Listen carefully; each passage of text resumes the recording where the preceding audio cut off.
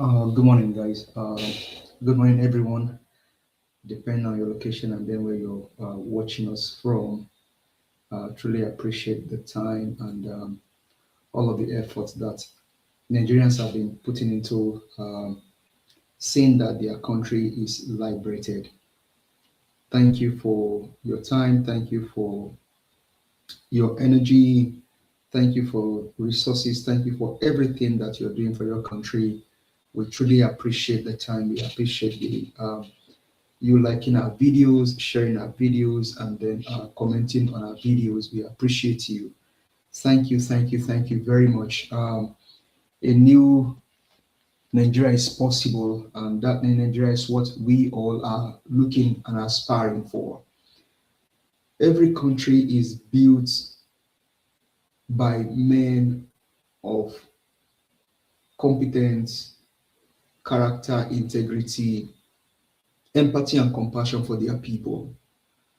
But only in Nigeria you see leaders with evil characters, men that don't care about their own people. They don't care if their people die. They don't care if their people have food to eat or not. They just do everything possible to steal from their people. And so all that we are doing as people is just to make sure that several and more voices are out there speaking about what is happening in Nigeria. I mean, just some few days ago, children were kidnapped in your state. And by the way, that's the state where I come from. Student, I mean, pupil, because they are primary school children, including their teachers, were kidnapped. And among the people kidnapped, one of the teachers kidnapped was beheaded. And as we speak right now, the wife of the president did not even say anything. The children remain in the hands of the terrorists. They are still there in the forest. One of the teachers has been beheaded, and then you have other teachers in the hands of the terrorists. And the country just keeps moving on. And the question here is, Nigerians, how many more of this do you want to see? How many more lives do you want to see go down?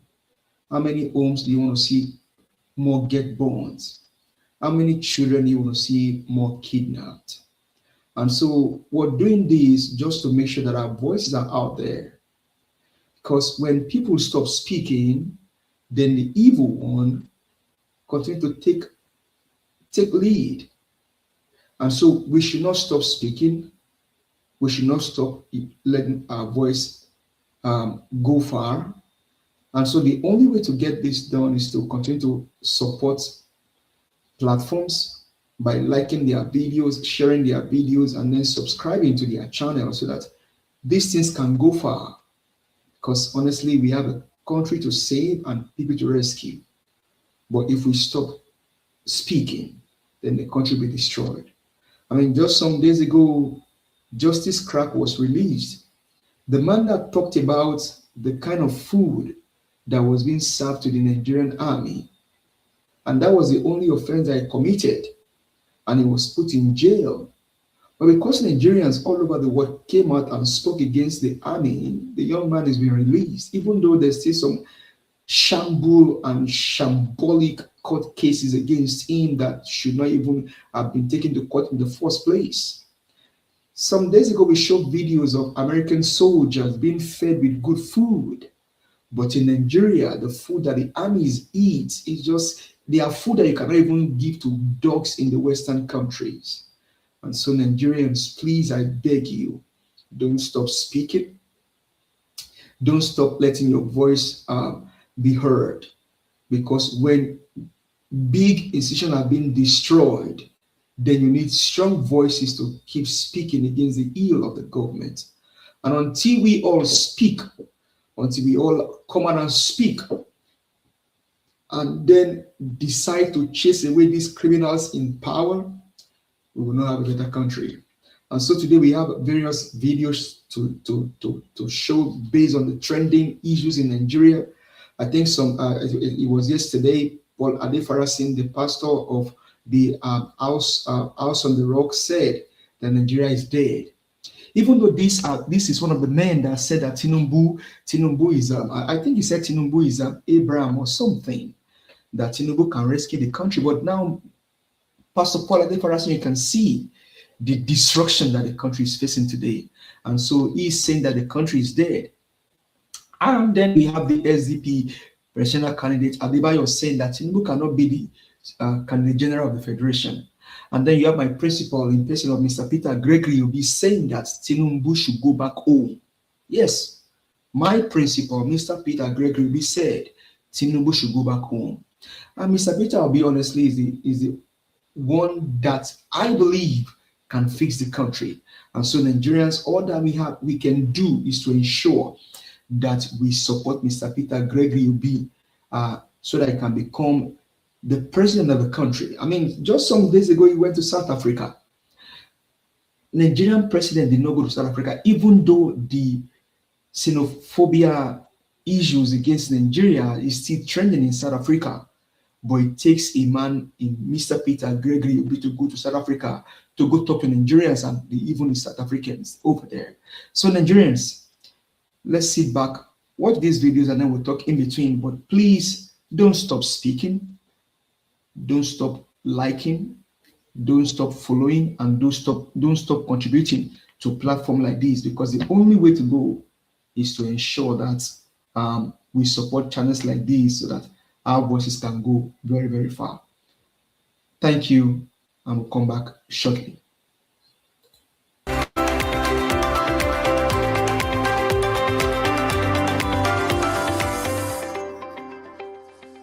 Good morning, viewers from across the globe. Today is Tuesday, May 26th. APC National Chairman, Professor Nenwate Yilwata, is making a bold claim, declaring that the ruling party has more members than every opposition party in Nigeria combined.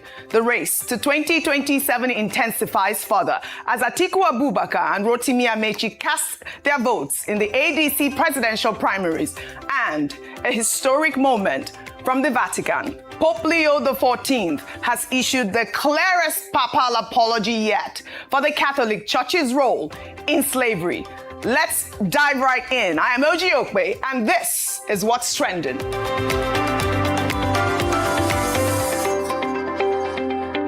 Now, before we dive in, let's see what you're talking about this morning. We've been tracking conversations on X, Facebook, and our YouTube live feed, and of course, Leke. And 3 stories are dominating your timelines right now.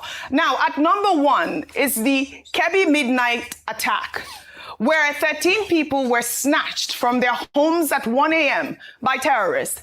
And then at number 2, we have President Bola Ahmed Tinubu saying he's lost sleep and weight over economic reforms. And at number 3, we have Vice President Kashim Shettima's old 2012 video resurfacing, where he's seen weeping over insecurity under Jonathan. Now, here is where you come in. Join the conversation.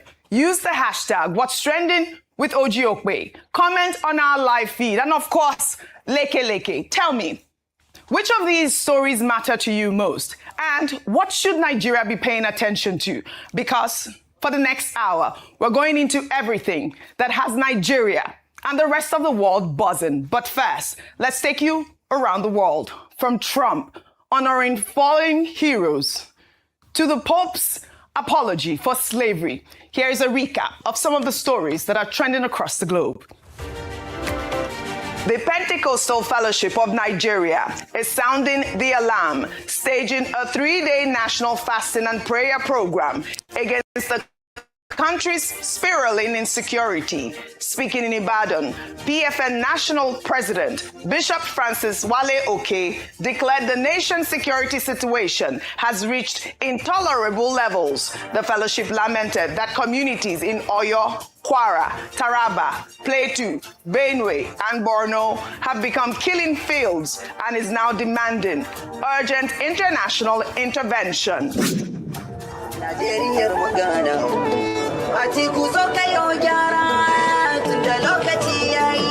The race to 2027 is heating up as Atiku Abubakar and Rotimi Amechi participated In the ADC presidential primaries on Monday, voting was held across over 8,000 wards using the Option A method. Atiku cast his vote in Yola, Adamawa State, while Amechi voted in Ubima, River State. The ADC is positioning itself to challenge the ruling APC's dominance in 2027. A major drug bust at Lagos Airport has landed a 63-year-old Chinese national in custody. NDLEA operatives intercepted Ting Kyong upon her arrival from Thailand with 31 kilograms of Canadian loud, a high-grade strain of cannabis, stashed in her luggage. The agency also recently seized over 2 million tablets of high-grade opioids worth over 2 billion naira nationwide. In a historic shift, Pope Leo XIV has issued the clearest papal apology yet from the Catholic Church's role in slavery. In his debut encyclical Magnificat Humanitas, the Pope acknowledged the Vatican's shameful history and officially asked for pardon, marking a massive departure from past statements that shift blame away from the papacy itself. In the United States, President Donald Trump marked Memorial Day with a solemn tribute at Arlington National Cemetery, honoring the generations of Americans who made the ultimate sacrifice for liberty. Standing before Gold Star families and military leadership, the president hailed fallen soldiers as the guardian angels of the Republic. As taps echoed across the grounds, Trump pledged that the torch of American liberty will never be allowed to fall.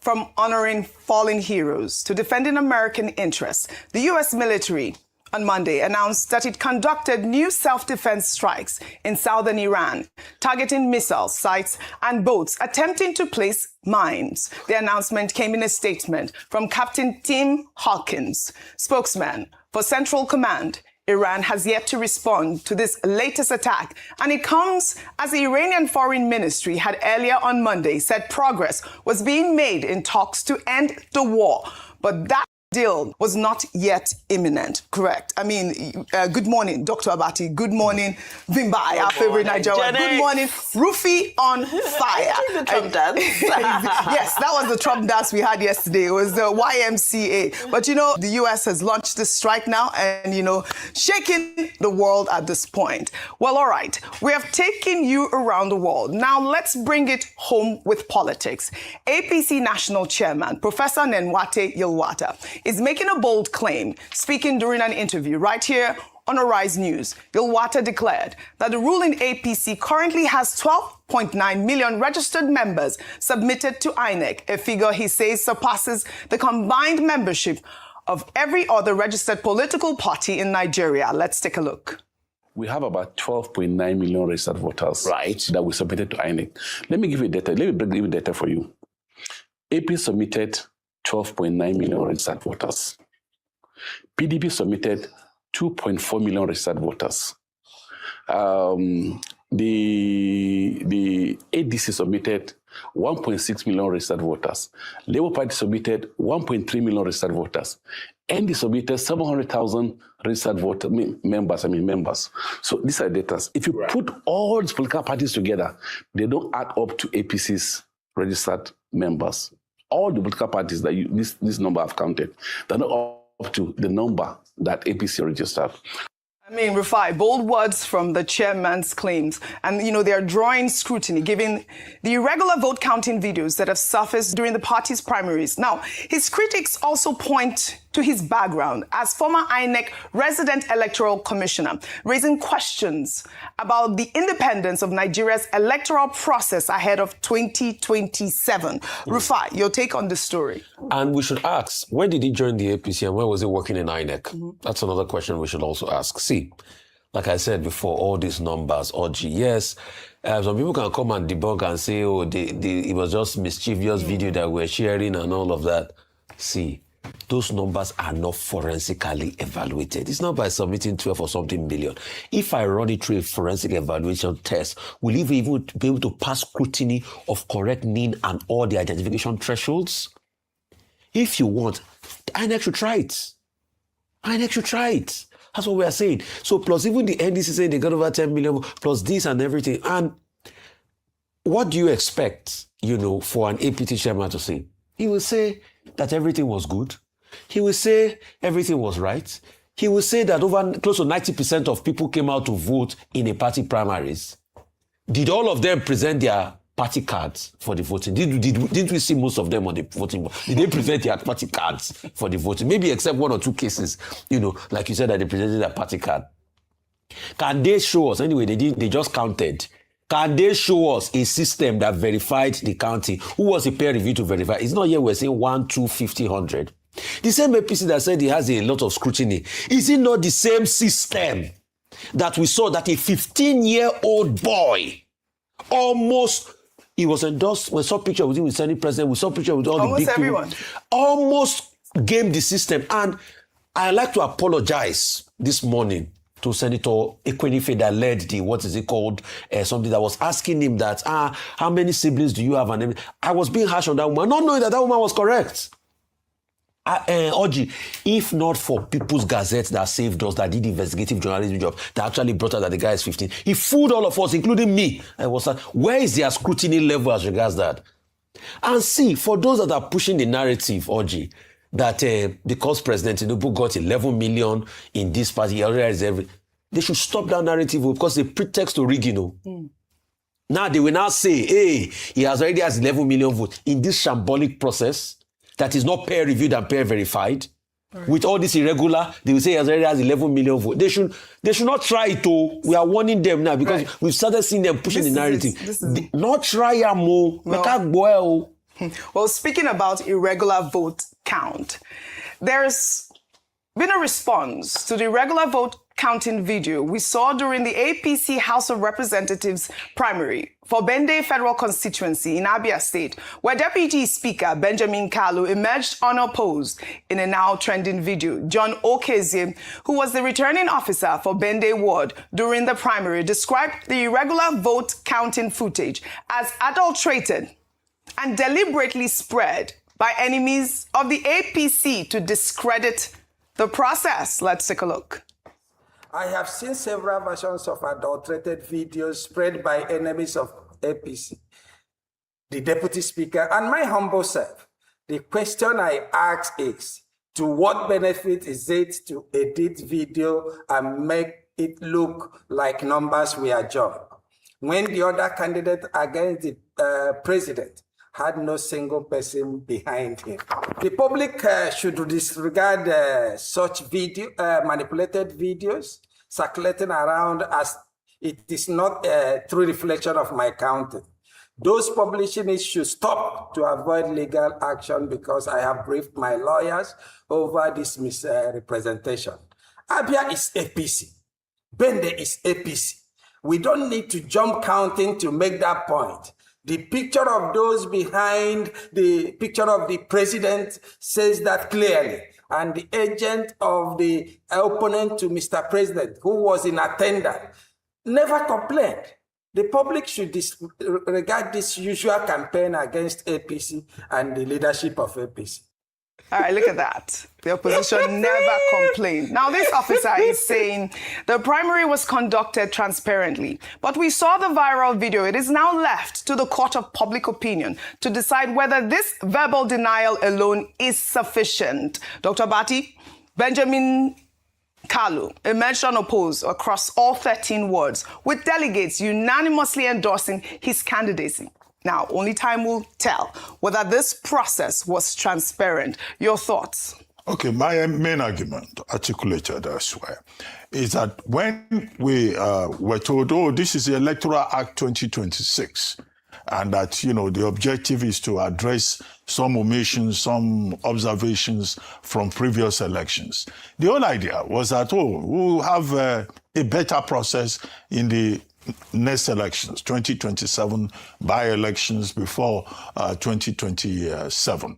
But what we have seen is that even the Electoral Act 2026 itself is problematic. And that immediately after that 2027 election, even now, people are already saying there is need for more reform because whatever electoral reform we have done has not yielded any result. And we've seen the proof, more or less, in the primaries processes. What is it that was done before that we have not seen? Vote counting, disagreement over mode of election, verification of candidacy and membership problematic. So a whole new set of problems. So perhaps the problem is not even the law. A good law, any kind of law, does not guarantee that an election will be transparent or it will be there will be accountability or that it will be credible. So vote counting.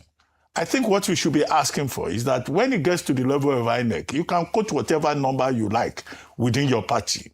At the end of the day, so it's the internal affairs of the party. After all, one party said it would rather announce final results in Abuja and not at the polling booth. But what we expect from INEC is to make sure to draw lessons from what the parties themselves are doing. The same parties that say they have internal democracy. We have not seen the evidence of that internal democracy. We have not seen clear evidence of accountability. And it's not just one party, even if we say it is APC. Even in the ADC process that is going on, they too don't seem to know how to count 1, 2, 3. Yes, sir. Yes. Which is also a comment on the quality of education or the character. Let's stay with character because arithmetic is easy. 1, 2, 3. If you are not blind, you should be able to count 1 to 50 or to whatever. But they can't even do that. No. So it's also about the character of the Nigerian politician. But INEC cannot afford to make that kind of mistake during the election. INEC must firm up its processes. It must strengthen its institutions. It must make sure that its numerous ad hoc staff are properly trained so as to ensure the integrity of the electoral process. All right. Now, Vimbai, we are also seeing more irregular vote counting videos like we saw with the APC, but this time it's the ADC. The African Democratic Congress presidential primary is in full swing with a new video sparking controversy on social media showing the same practice of irregular vote counting previously observed during the APC primary. Now, in a video from Kara Primary School in Yobe State on Monday, an official is seen counting voters as they line up at polling unit. He counts 3, 4, 5 before suddenly jumping to 20 even by. Can you imagine? Let's take a look. 1, 2, 3, 4, 5, 20. Take up 104.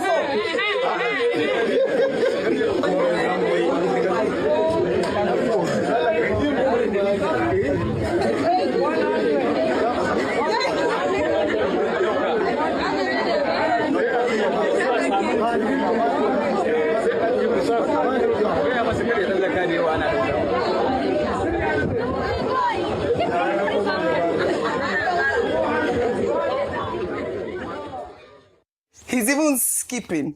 I mean, this video has generated reactions online with some Nigerians stating that the precedent set by APC is gradually becoming a norm in other parties. But here's what's also worth noting. Not one person standing in line called out the official, not one, which raises questions. Are voters intimidated? Are they complicit? Or have Nigerians just accepted that this is how elections work? Meanwhile, actor Yul Edochie has called into question Nigeria Democratic Congress candidate Peter Obi's chances of winning in 2027, instead stating that his chances of being president are in 2031 after President Tinubu. Edochie made these comments while speaking on a new episode of Honest Bunch podcast released on Monday. Let's take a look. Okay, very good question. Peter Obi can be president. Peter's mantle is in APGA. It's not in ADC. It's not in NDC. It's in APGA. He also swore before Ojukwu Ojukwu, great Ojukwu, that held his hand and told Anambra people that this is his candidate. Everybody swore before him that he will never leave. That's why since he left, he hasn't achieved anything politically. All right, this is the voice of some people. I mean, everyone has their opinion whether or not who will become president or not. But at the end of the day, it's the Nigerian people that will decide. And then, like I asked the question, are these voters complicit? What is going on? Why are we not seeing people screaming, Oga, you did not count well. Count me, oh, your thoughts, or you have skipped me. I want to quote Mr. Adebayo Adewale, who was here earlier, who said it seems that option A4 has been turned into option A fraud, because option A4 was one of those landmark sort of, should I say, reforms when it came to the June 12 election that many lauded and said gave credibility and credit. Sorry, guys, I have to come in here. But honestly, it's so sad what is happening in our country. People don't know how to count number again. And I understand the question that Ojope is asking, that the people should have spoken, that this man did not count them. But honestly, these guys that are being counted held the card of ADC. So they are basically ADC members or APC members. So they will also support whatever they are doing, even though that is not right in the first place. Most of this blame should go on the guys at the top. These guys destroyed the country. In the US, everybody had to go vote to choose their candidate for primaries. Like we have today, John Cornyn in Texas and Ken Paxton in Texas are on the race. I'll be voting to decide who becomes the candidate for Republican to challenge Talarico. You're going to get a ballot paper. You're going to go into the polling booth. You're going to choose your candidate, and then you put your stuff in the machine. Nigeria is a criminal scene. The country is being destroyed every day. And that's why killings will not stop. Raping will not stop. Evil will not stop. We must all stand up against this criminality and evil. And that's what Mr. Peter Gregory B is talking about. We cannot afford to go like this as a country. When mathematics have now all of a sudden become, let's continue to watch some more. So sad. To that election. It was something that was celebrated because it allowed people to come out and express themselves, and it was a departure from ballot stuffing and all the other antics we used to see happening in elections. But we're now seeing how this open ballot system can also be weaponized. There are some analysts who had said that this election will be the most monetized election in the history of Nigerian elections.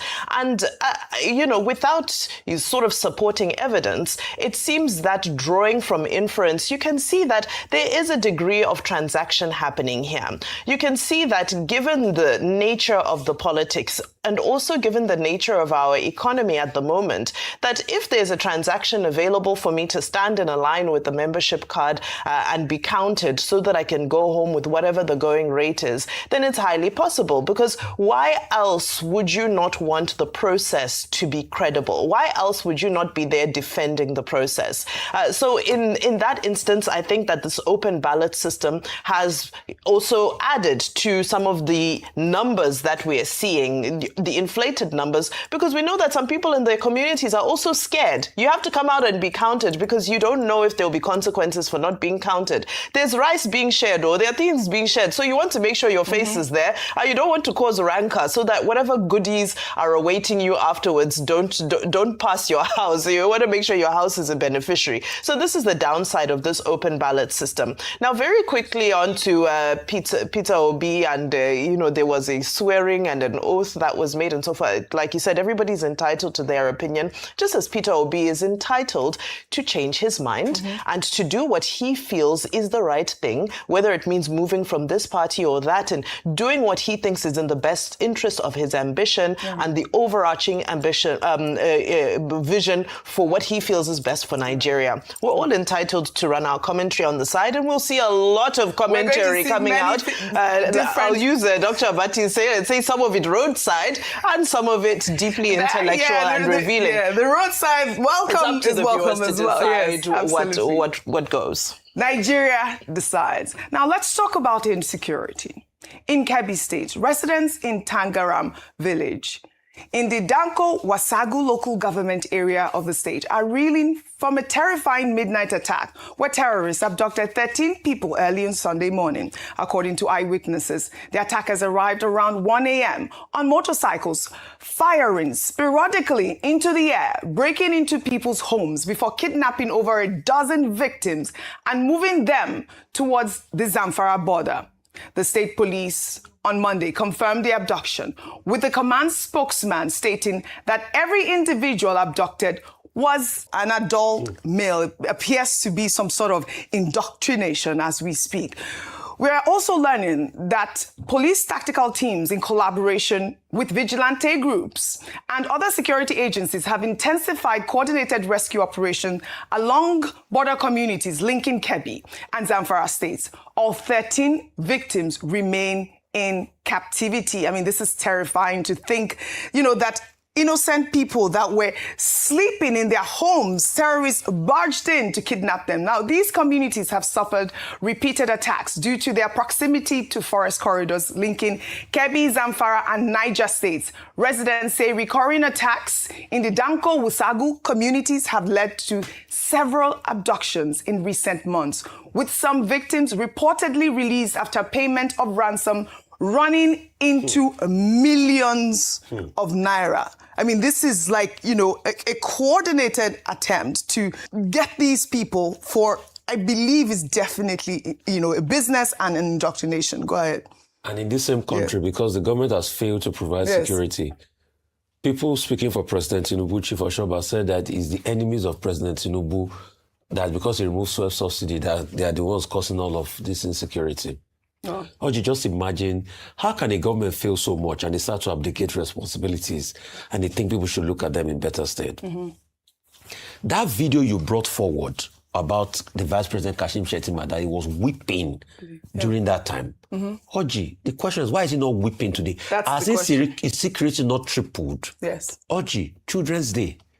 Children used to sing this song by Michael Jackson, heal the world, make it a better place for you and for me and the entire human race. There are people that if you care enough for the living, make a better place for you and for me.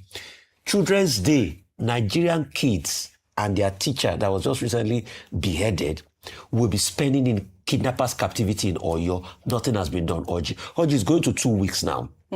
Oji, the family of that people, that man that was beheaded, recently was writing a letter to say, at least give us the body to be able to bury. We don't even know if they have collected the bodies back. They did a funeral. They did a funeral. They did a funeral. No, the funeral you are talking about, Vimbai. You know when the people first came to attack, they shot sporadically, they killed the 49-year-old teacher. Okay, that's the one That's the one they buried on Friday. No, they're talking about the man that was beheaded. No, so they had killed people even before they took people into captivity. Okay, correct, yes. All right. Tomorrow is Children's Day. Can we allow children to leave captivity? Can the government at least bring our children back home from captivity for them to celebrate Children's Day? They are children. They should not be in the bush or forest. They are not there in excursion. They are there held against their will. Well, Happy Children's Day. That was heartbreaking.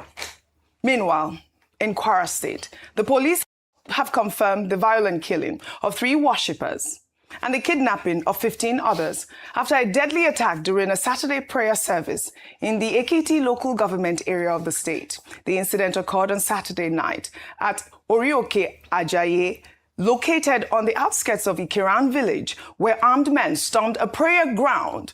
Around 8:30 p.m., the pastor of the church, Pastor Adebayo Abiodun, reported that while conducting a night vigil with members of his congregation, armed hoodlums invaded the prayer ground, firing sporadically, killing 3 persons and abducting 15 others to an unknown destination.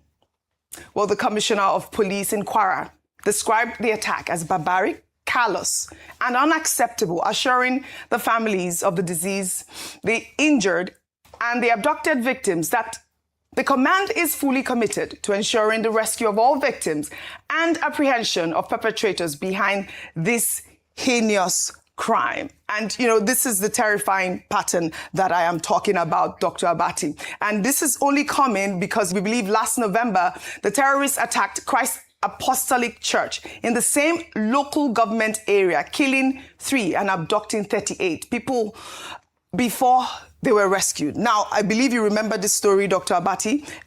Now, the Ekiti local government chairman has ordered the indefinite suspension of night vigils in worship centers located in rural communities. Religious organizations in isolated locations have been directed to relocate services to community centers within towns and villages. Now, Nigerians can't even pray in peace anymore. Before I come to you, Dr. Abati, in a more positive update, the Ondo State Police Command and hunters have successfully rescued 12 people who were abducted in the Akoko East local government area of the state while traveling in commercial buses early Saturday morning. The 2 Hummer buses were en route from Benue State to Ibadan when they were intercepted by armed kidnappers around 1:30 a.m. at Iswa Akoko. Police say the attackers forced passengers out before marching them into a nearby forest. Security officials then combed through the forest using intelligence-led surveillance and rescued the 12 people alive. They've been taken to the hospital with arrangements being made to reunite them with their families. And I'd like for you to tie in both stories. We're seeing this pattern more often now. I mean, people are saying it's becoming worse by the day, Dr. Abati, even given all the intelligence that we have. It's also good to see that the communities are collaborating with the police to help rescue our Nigerians that have been held in captivity. Well, the stories speak for themselves, clearly. Yes. Insecurity remains a major problem. Despite protestations to the contrary, that the government is putting its best efforts in, and despite the claims by the security agencies, whether it's the police or the military, that they are also trying their best. Obviously, that best is not good enough for as long as people cannot travel from one part of the country to the other without being attacked or abducted, to the extent that now it's become an offense, to even pray in worship, the evenings. Dr. Abati. And the irony, the Kwara prayer ground that you refer to is called Orioke Ajayi. Meaning? It means, a prayer mountain where, you gain survivor. The irony. Victory, victory mountain, something like that.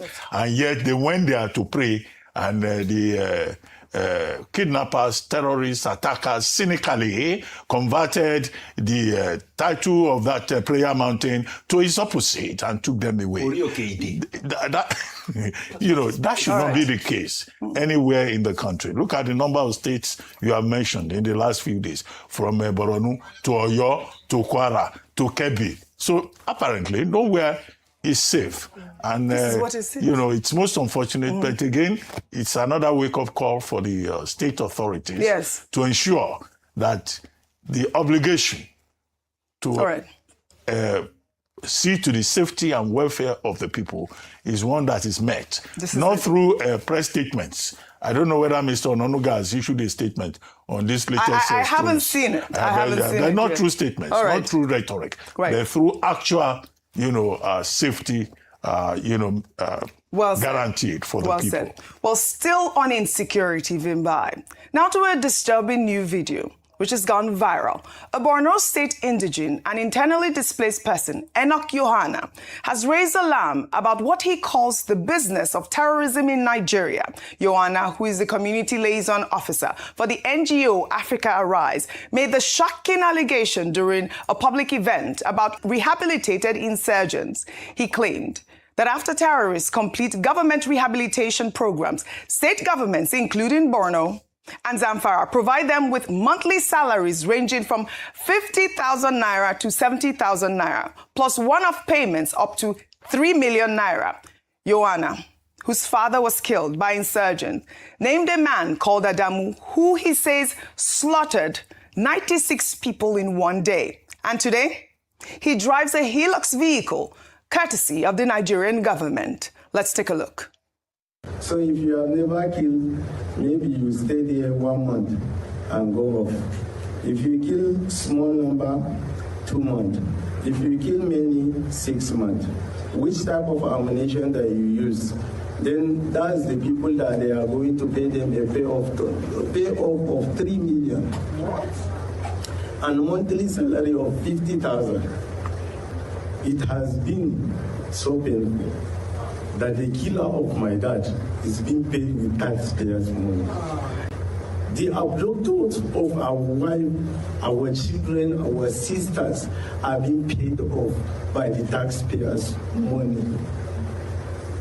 They drive luxury car with escort. There is one man that slaughtered 96 people a day. Now he's driving with Hilux. His name is Adebayo. I'm saying this, I don't care. I don't care. I'm ready to die. All right. The Nigerian government has not publicly responded to these allegations, but Yohana is asking the question many Nigerians are asking. Why are victims left to suffer while perpetrators get salaries? Why are families still displaced while terrorists drive Hilux vehicles? Is this reintegration? Or is this incentivizing terrorism? And that's the right question, Vimbai. We've highlighted these insecurity stories across the states. Even only yesterday, I believe Daily Trust is also reporting that, bandits attacked the Emir's palace. I mean, if you see that they are, encouraging, because this is what I call encouragement, encouraging terrorists, why wouldn't they act? Your thoughts? Yeah, so it's quite a complex issue because, we've interviewed quite a number of representatives from the army on this Operation Safe Corridor, which is the rehabilitation of those who collaborated with insurgencies. And their position is that, well, it's not those who commit the heinous crimes that are rehabilitated. They say that it's more those who find themselves victims of circumstance, such as those who are used for logistics and so forth. But this young man's testimony is totally at loggerheads with that narrative. And I think this is where it becomes important for us to continue to hear the voices of those who've been directly impacted and affected by terrorism so that we can sort of try to reconcile the difference in narratives. We've always argued that, is there really the capacity to be able to successfully rehabilitate these repentant terrorists, as they are called, given just the sheer reality of the Nigerian economy and, the suffering, the poverty, the lack of jobs and so forth that exists, because they say they train them, they prepare them for life afterwards and so forth. But I remember, Rufai, you were the one who had asked that, well, do we follow them? Do we have a mechanism to track them and see how they do afterwards? And that doesn't exist yet. So until that exists, it's difficult for us to really, sort of have full credibility in that Operation Safe Corridor. And until then, I think it should just be put on hold, to be honest with you. So that let's go for the prosecution. Said many times, we cannot put Ashoebi, we cannot be giving bandits Ashoebi and giving them what? Jollof rice and pepper soup. For what, really? All right, thank you for your contribution on that. Now, we're going to continue on this conversation. But first, what do you think? Join the conversation. Use the hashtag What's Trending with Ojiokwe. We're reading your comments. We'll go on a short break now. When we come back, What's Trending will continue. Stay with us.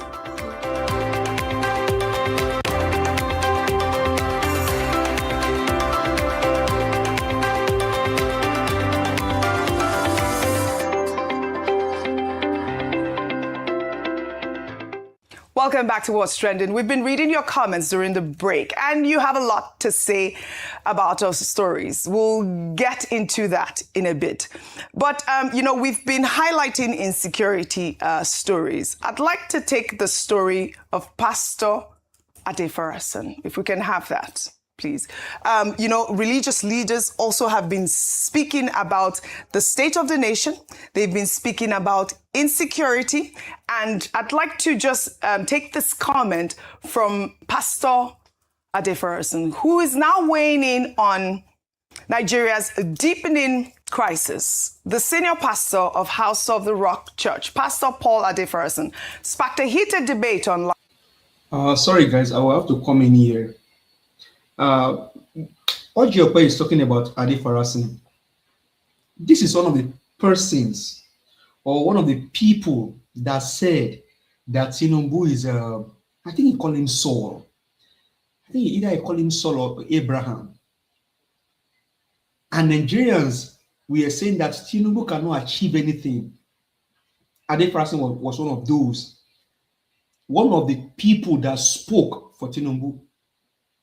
One of the people that made Nigerians, some gullible Nigerians, voted for Tinubu.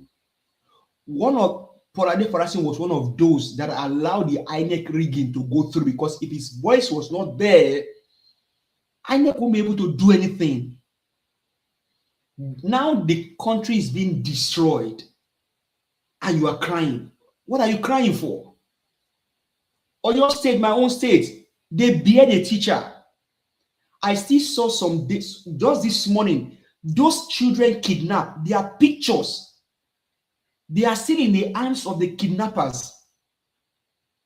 Those children are still in the hands of the kidnappers. And Paul Adefarasin is now saying that Nigeria is dead. You guys killed Nigeria. You guys killed Nigeria. So for me, so what are you saying now? When we told you guys that Tinubu is a failure, you guys will not listen. Now the country is being destroyed and then run aground, and you guys are crying. Well, let's hear what he has to say here. Let's hear Ojiokwe. After he described Nigeria as dead, bluntly stating that anyone who counts their wealth in naira is poor. Adefarasin made the comments during a sermon on May 17th titled Becoming Who God Says You Can Be, the sequel, where he spoke about how much value the naira has lost through the years. Let's take a look. Nigeria is dead. Let's not deceive ourselves. Let me tell you something. I'm going deeper in a minute. Let me tell you something. Once you're counting in naira, you are poor. I was not born poor. My father's salary, his last salary, in the 1970s or 80s, I can't remember when it was about 18,000 naira. That was money. Let me make it clear to you. How much is $1 billion naira today in dollars? Or 1.4 billion naira? How much is it in dollars? Only $1 million squaring. Do you know what $1 billion naira was when I was 15, 16? $2.8 billion. Nigeria is dead. This is what Pastor Paul Adefarasin said from his pulpit. And people are reacting because he said it out loud, what many Nigerians are feeling. We've just spent time covering insecurity stories, and now a prominent pastor is saying the country is dead. Now, as we approach 2027, the question is, does anyone in power care enough to attempt a resurrection? Well, President Bola Ahmed Tinubu sparked reactions online after publicly revealing that his economic reforms have impacted him on a personal level, stating that he's lost sleep and weight over the country's challenges. The president made these comments on Sunday while accepting the All Progressives Congress presidential ticket at the Bola Ahmed Tinubu International Conference Center in Abuja after polling 10.9 million votes. Let's take a look. If you lost sleep I lost some too. If you have lost weight, I think I've lost some too. But I've always remembered one thing, that year 2022, I asked for this job and you all supported me and I got it. So I must do it.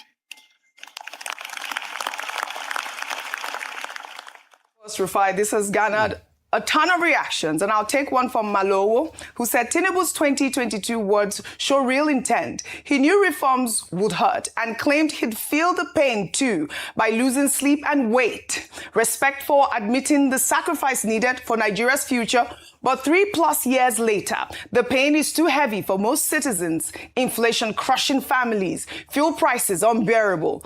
No visible relief yet. Leaders must watch words with faster results. We're watching. Another ex-user wrote, Tinubu has lost nothing. Not weight, not power, not wealth, not even his children has lost anything. Even his wife couldn't lose her small vegetable farm. Imagine that.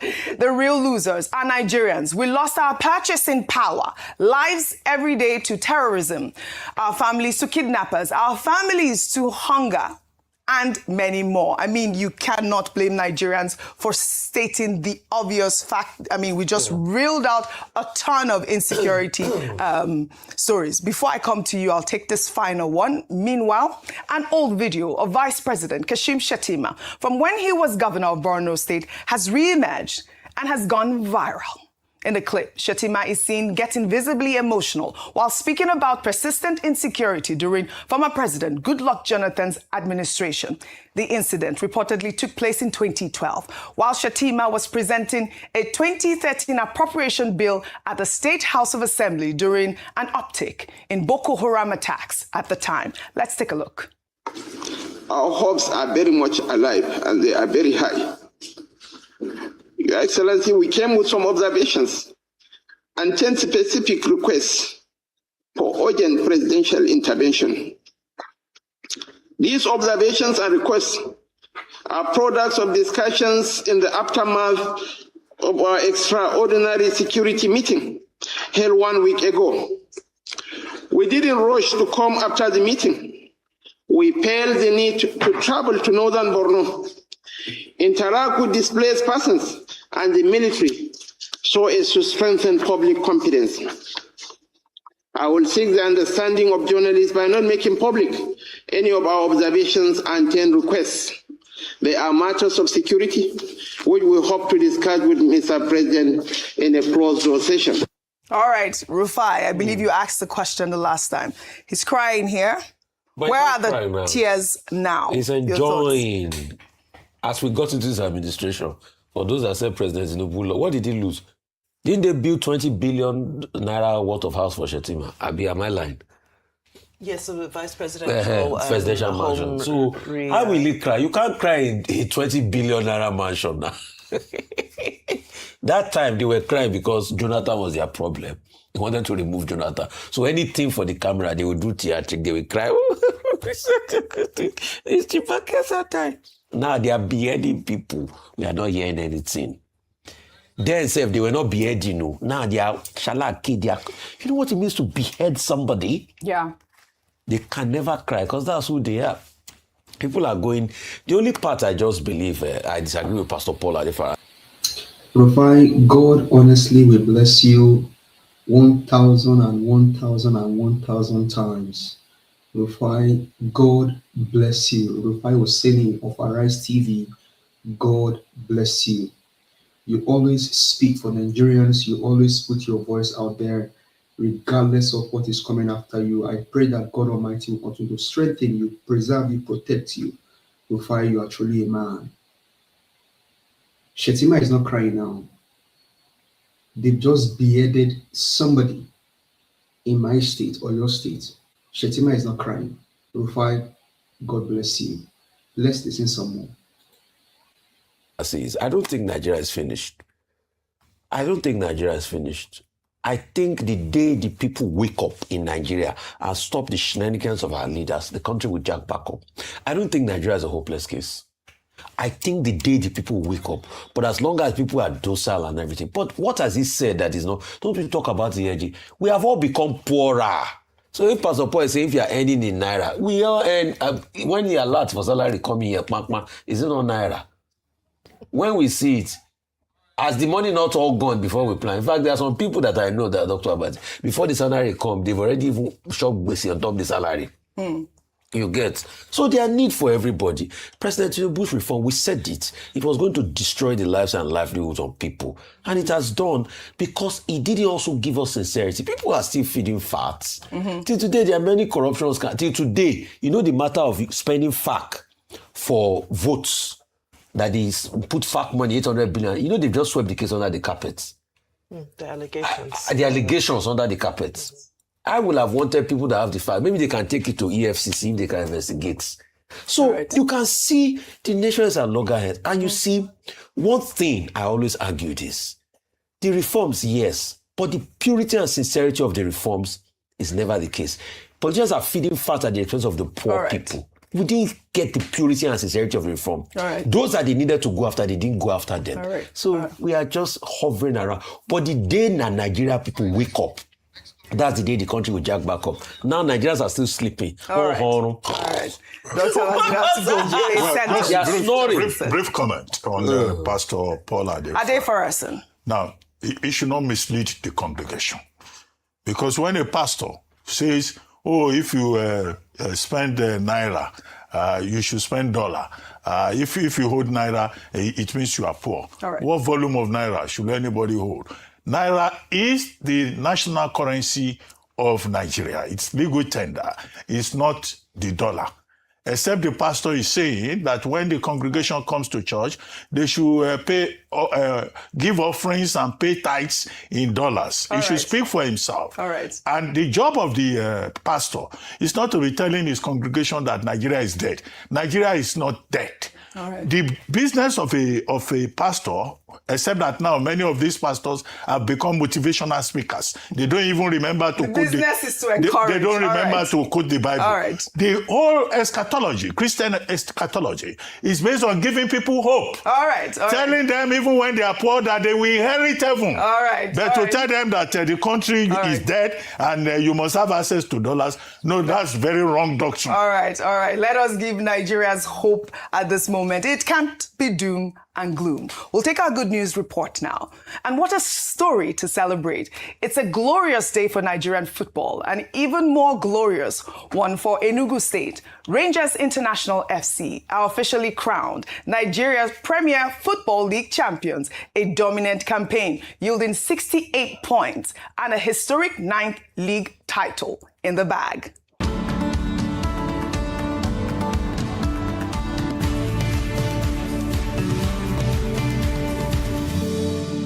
President Bola Ahmed Tinubu on Monday hailed the players and celebrated Governor Peter Mba's visionary investment in youth sports, describing the title win as a proud moment for Nigerian football. The Flying Antelope sealed the title in style, beating Ikorodu City FC 2-1 at Onikon Stadium in Lagos on Sunday. Governor Peter Mba declared that the squad had walked the path of legends, describing the triumph as the second title under his administration and a great reward for his government's investment in the club. He added that the victory was the perfect boost of confidence ahead of the 27th National Sports Festival, which Enugu is set to host in November this year.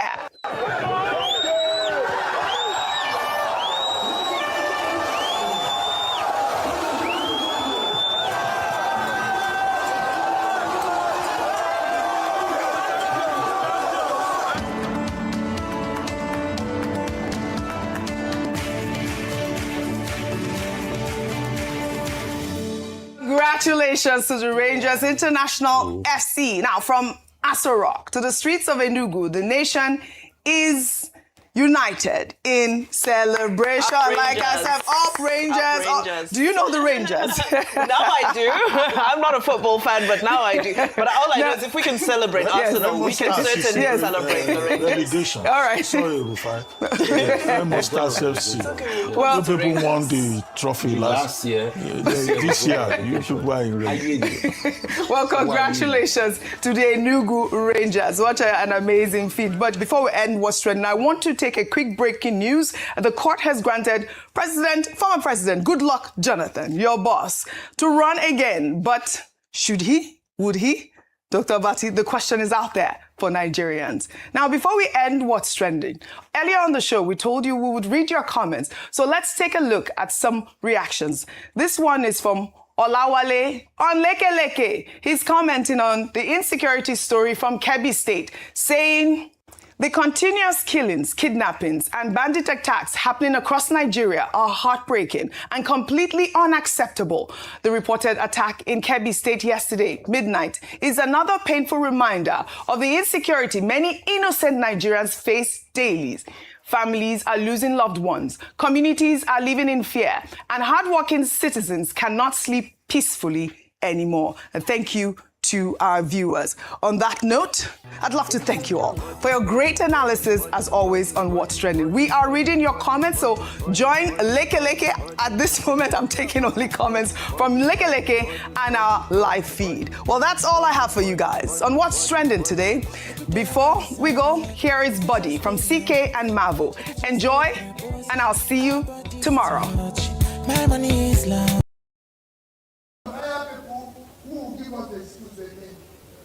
The time of the schools have passed. If you cannot walk now, go home. Don't entirely move. One of the ministers told me, and he was blunt. He said to me, if they think we are not good people, they should go back to their place. They are here because we are better than their place. I had a very good discussion. In the end, he said to me, Peter, I wish I could talk like this. Because I have no understanding. What he told me was true. But that is the situation we find ourselves. And it's all over Africa, not just in South Africa. Why did I say this? Your sacrifice is not in vain. Let's for once build a nation. Let's for once build a place where Nigerians will say they are. I've said it before, you heard me say it every day. Ukraine is at war. Ukraine gave Nigeria grain to fight hunger. Ukraine gave Nigeria grain to fight hunger. They are at war. The entire Ukraine is about 600,000 square kilometers. The entire northern Nigeria, 750,000 square kilometers. Northern Nigeria is at least 25% bigger than Ukraine. But they gave us grain, even when they're at war. And we are not at war. These are things we must stop. Production. We must change this country because it's a productive country. It's a country that must work for all of us. It's a country that must give jobs to every Nigerian. The Nigerian youth is energetic, wants to work. We will campaign. We will go everywhere and call people and come out and campaign. For those who want to rule Nigeria for the next 4 years, they must give us reason to vote for them. It's no longer going to be. Let us not be deterred by their threat of free election. This time, our vote will count. Our vote will count. If it doesn't count, those who refuse to count it will count it.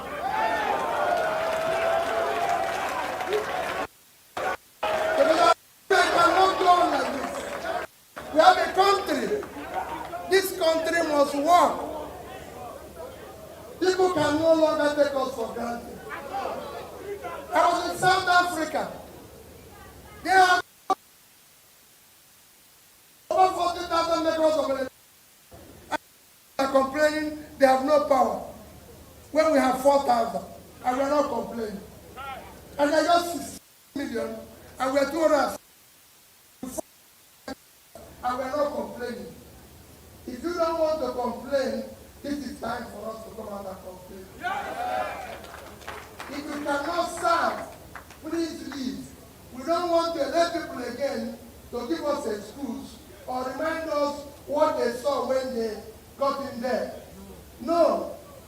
What I'm seeing, I can change. And that is what I want the office. I'm not looking for it to give excuses.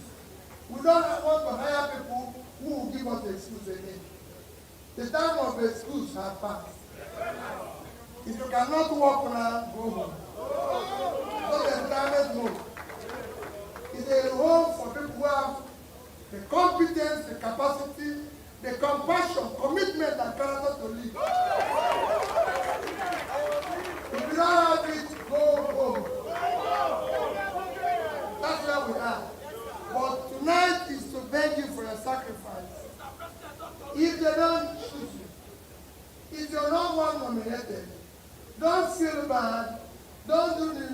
Know that we are sacrificing. This party doesn't belong to our leader, Dixon. God has used him to bring us together. This party does not belong to Peter Obi.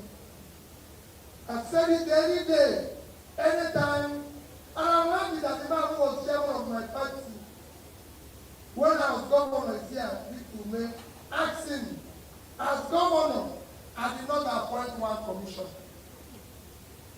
He's there. They gave me the list. The party gave me the list. And I announced it. And I told everybody appointed, if the party wants you to go, you go. And within 6 months, they remove one, but they just give me the assessment. I tell you, say, party wants you to go. Me and me, and hired, we all hired by this party. So it is the party that will be spirit. The party will dictate.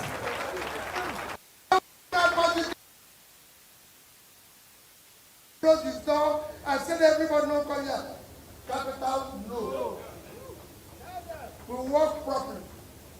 Because that's what will change the country.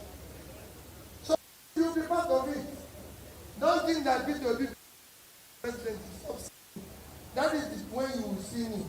Because I always want to hear bad news. And only you can tell me things are wrong. It is important. I know people are told don't contest. There are about 6 of them here, including her. She said her hand, don't contest. And they said to me, thank you. That's what we want now. People who will know that all of us cannot be there. But when we are there, all of us will work. All of us will be accommodated. We will know that we have a party, we have chairman, we have women. Women don't fear. I have more women, if you don't know. I have more women as commissioners while I was governor. If I don't know that. From chief of staff to commissioner for education, finance, local government, everything. They were women. And I was believing women. Because when they are committed, they will do the work. So don't worry, women will accommodate you. The men will accommodate you as well. So don't do so that we are going to take on women. Thank you for being part of what we are doing tonight. Thank you for joining this party. The rest assured, my doors are open. I'm available 24 hours. This period has been very hectic. I go to leader will say, of course, when I go to his house at times, I pity him. And then I come back, I find out the people waiting for me, one of the people in his house, I run to his house, so I said, let me go and see one person, it works. So I just go home, I find myself everywhere is occupied. But the rest assured will be available. One person believe that a child of nobody will be somebody. And that is my belief. We want a child of nobody to be somebody without knowing anybody. But we must sacrifice for our dear country. Thank you and God bless you.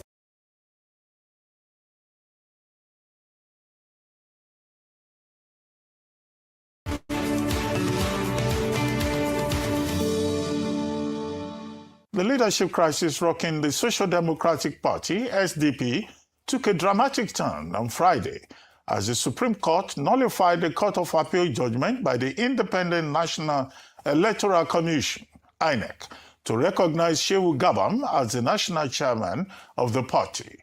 This comes after the party unveiled Adebayo as its presidential candidate and Professor Sadiq Gombe as the new national chairman during the 2026 National Convention in Bauchi State. Joining us on this show to discuss the party's convention in Bauchi and his plans to transform Nigeria now that he has emerged as the sole candidate is Adebayo, SDP presidential candidate. Good morning, and thank you for joining us, Mr. Adebayo, on the morning show. Good morning, Dr. Abati, and good morning, Rufai, and my dear sister. Good to see you, and may God bless Nigeria. Okay, I guess congratulations will be in order, both at the party level and in terms of you emerging as the preferred, well, not preferred, you were a sole candidate, as the flag bearer of the Social Democratic Party. But there are speculations that the Supreme Court, having ruled against Shehu Gabam, that could have implications for relations within the party. But do you have any fears in that regard, or you are completely satisfied that there is nothing to worry about?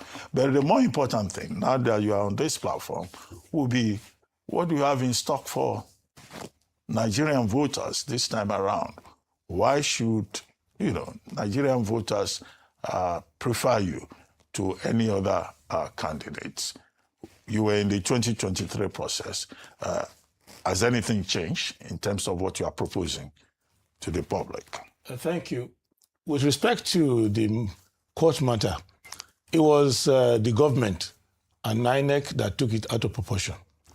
The case in court that the Supreme Court finally resolved did not have to do with the leadership of the party. It had to do with the election we had in Ekiti State. Someone went to court to challenge the winner. Ambassador Alade is the winner of the governorship primary for SDP. He went to court to challenge that, and the court ruled that he wasn't an aspirant and had no local standard. Then he appealed to the Court of Appeal, and the Court of Appeal judgment approved the fact that he had no local standard, but the Honorable Justice, Mrs. Wike, made some comments which are not part of the judgment, but the INEC used that one to change the leadership of the party, that they are obeying that obiter that's not part of the judgment, and the Supreme Court completely ruled that out. So they shouldn't even have touched the leadership at all. They should just let us know that there's no leadership dispute in SDP, and the government and INEC should have intervened in that regard.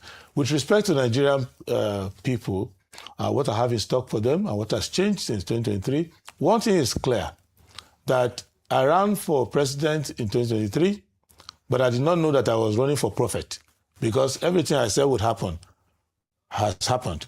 I said that President Tinubu's policies and those who believe in those policies would ruin the economy, would ruin purchasing power for the people, and would not resort in the accountability which Nigeria was expecting, because one of the reasons why Nigeria wanted to take the bitter pill of subsidy removal was that they thought it was a tool to fight corruption. And we said, no, it's just another way to make life more difficult for you.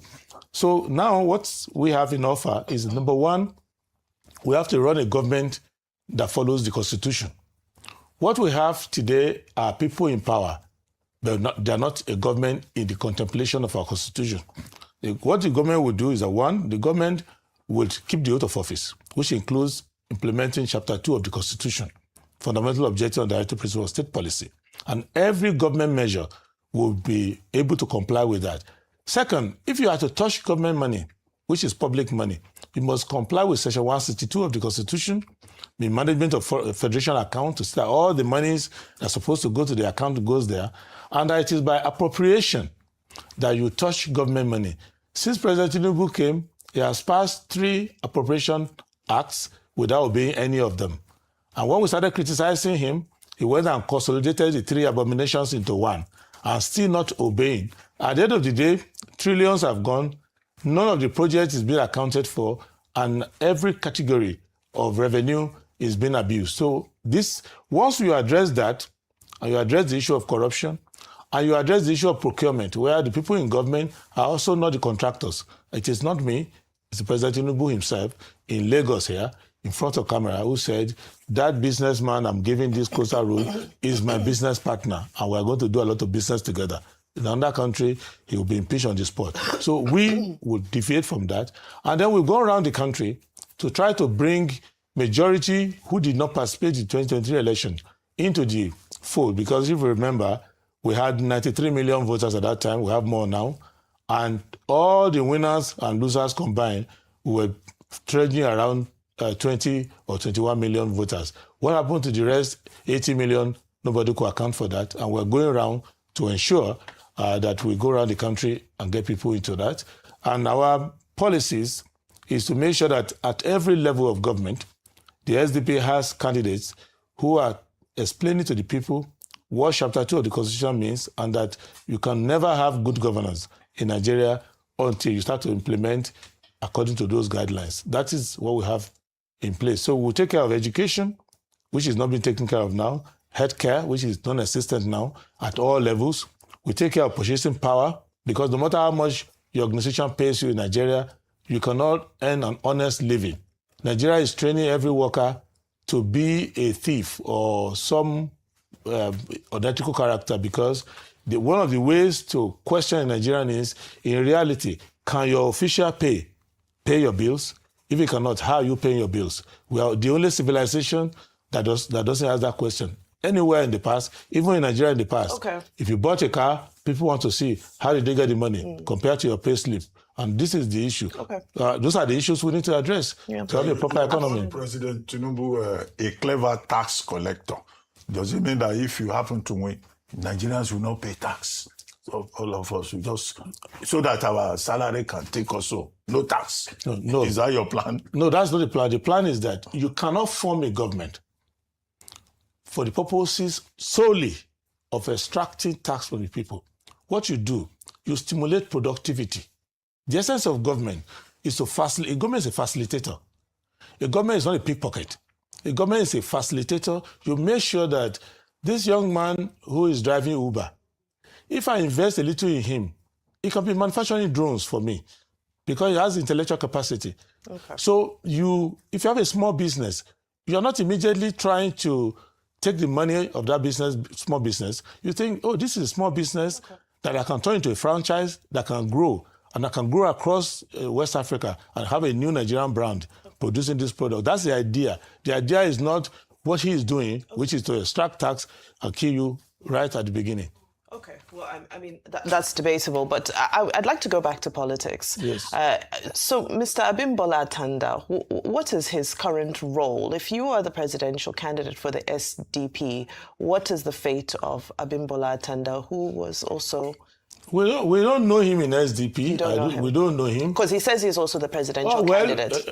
I could say I'm the Pope, but I'm not. So Catholics know who's the Pope. So the issue is that we don't know him and we don't comment on him. And I don't deal with agents. I know President Tinubu is the author of all of this drama. Do you have evidence? I have evidence. First and foremost, I know Dr. Abati works in Arise TV. If tomorrow I just announce myself, I say I'm the anchor of this show, people say, oh, where are you coming from? You have to join a political party. You have to have spoken about the political party. What they are doing is the same thing they are doing in other different political parties. Those agents, I'm not interested in them. I'm just letting President Tinubu know that you cannot be the candidate of APC, also the candidate of SDP, candidate of Labour. You can't be a candidate general of the Federation. You have to stick to your own party. You are the one who passed the law that says that nobody can belong to more than one political party. But the president wants to belong to every political party, also act as the chairman of INEC, and a part-time Chief Justice of Nigeria. You don't speak of Mr. Atanda, who, according to reports, is also a presidential candidate of the SDP. You were landing on your points. Thank you, Vimbai. What I'm saying is that we don't know him, and we don't worry about that. The government recruits people from time to time to use for different things, and I don't know his more motives. But the SDP is a party well known. We have our membership. We have everything. If you go to INEC, our membership is clear there. And you just don't become presidential candidate of a party. At least you have spoken one day about the party. You will have been known in one branch of the party, at one level at the ward of the party. The state chairman of your party will know you. So, but we know all those games. It's not only for us. President Tinubu is afraid.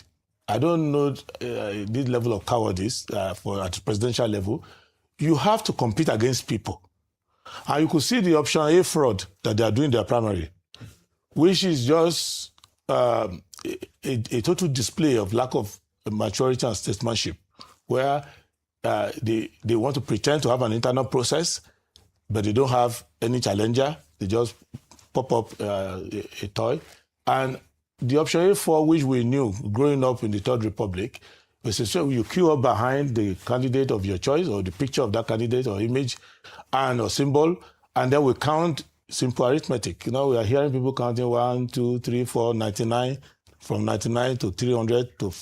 So it shows to you that the whole idea is not to have competition. So, and they've mastered that in their own primary, and they want to master that by having pseudo candidates in other political parties, and they can have a coronation. Okay, so real quickly. Shehu Musa, Gabam, Dr. Oluwagunloye, Hajia, Majia, Miriam. This is the list we have on INEC. Are you okay with these people? Okay, let's look at the issue. Shehu Gabam was elected as our national chairman on June 8, 2022, together with Agunloye and all those names.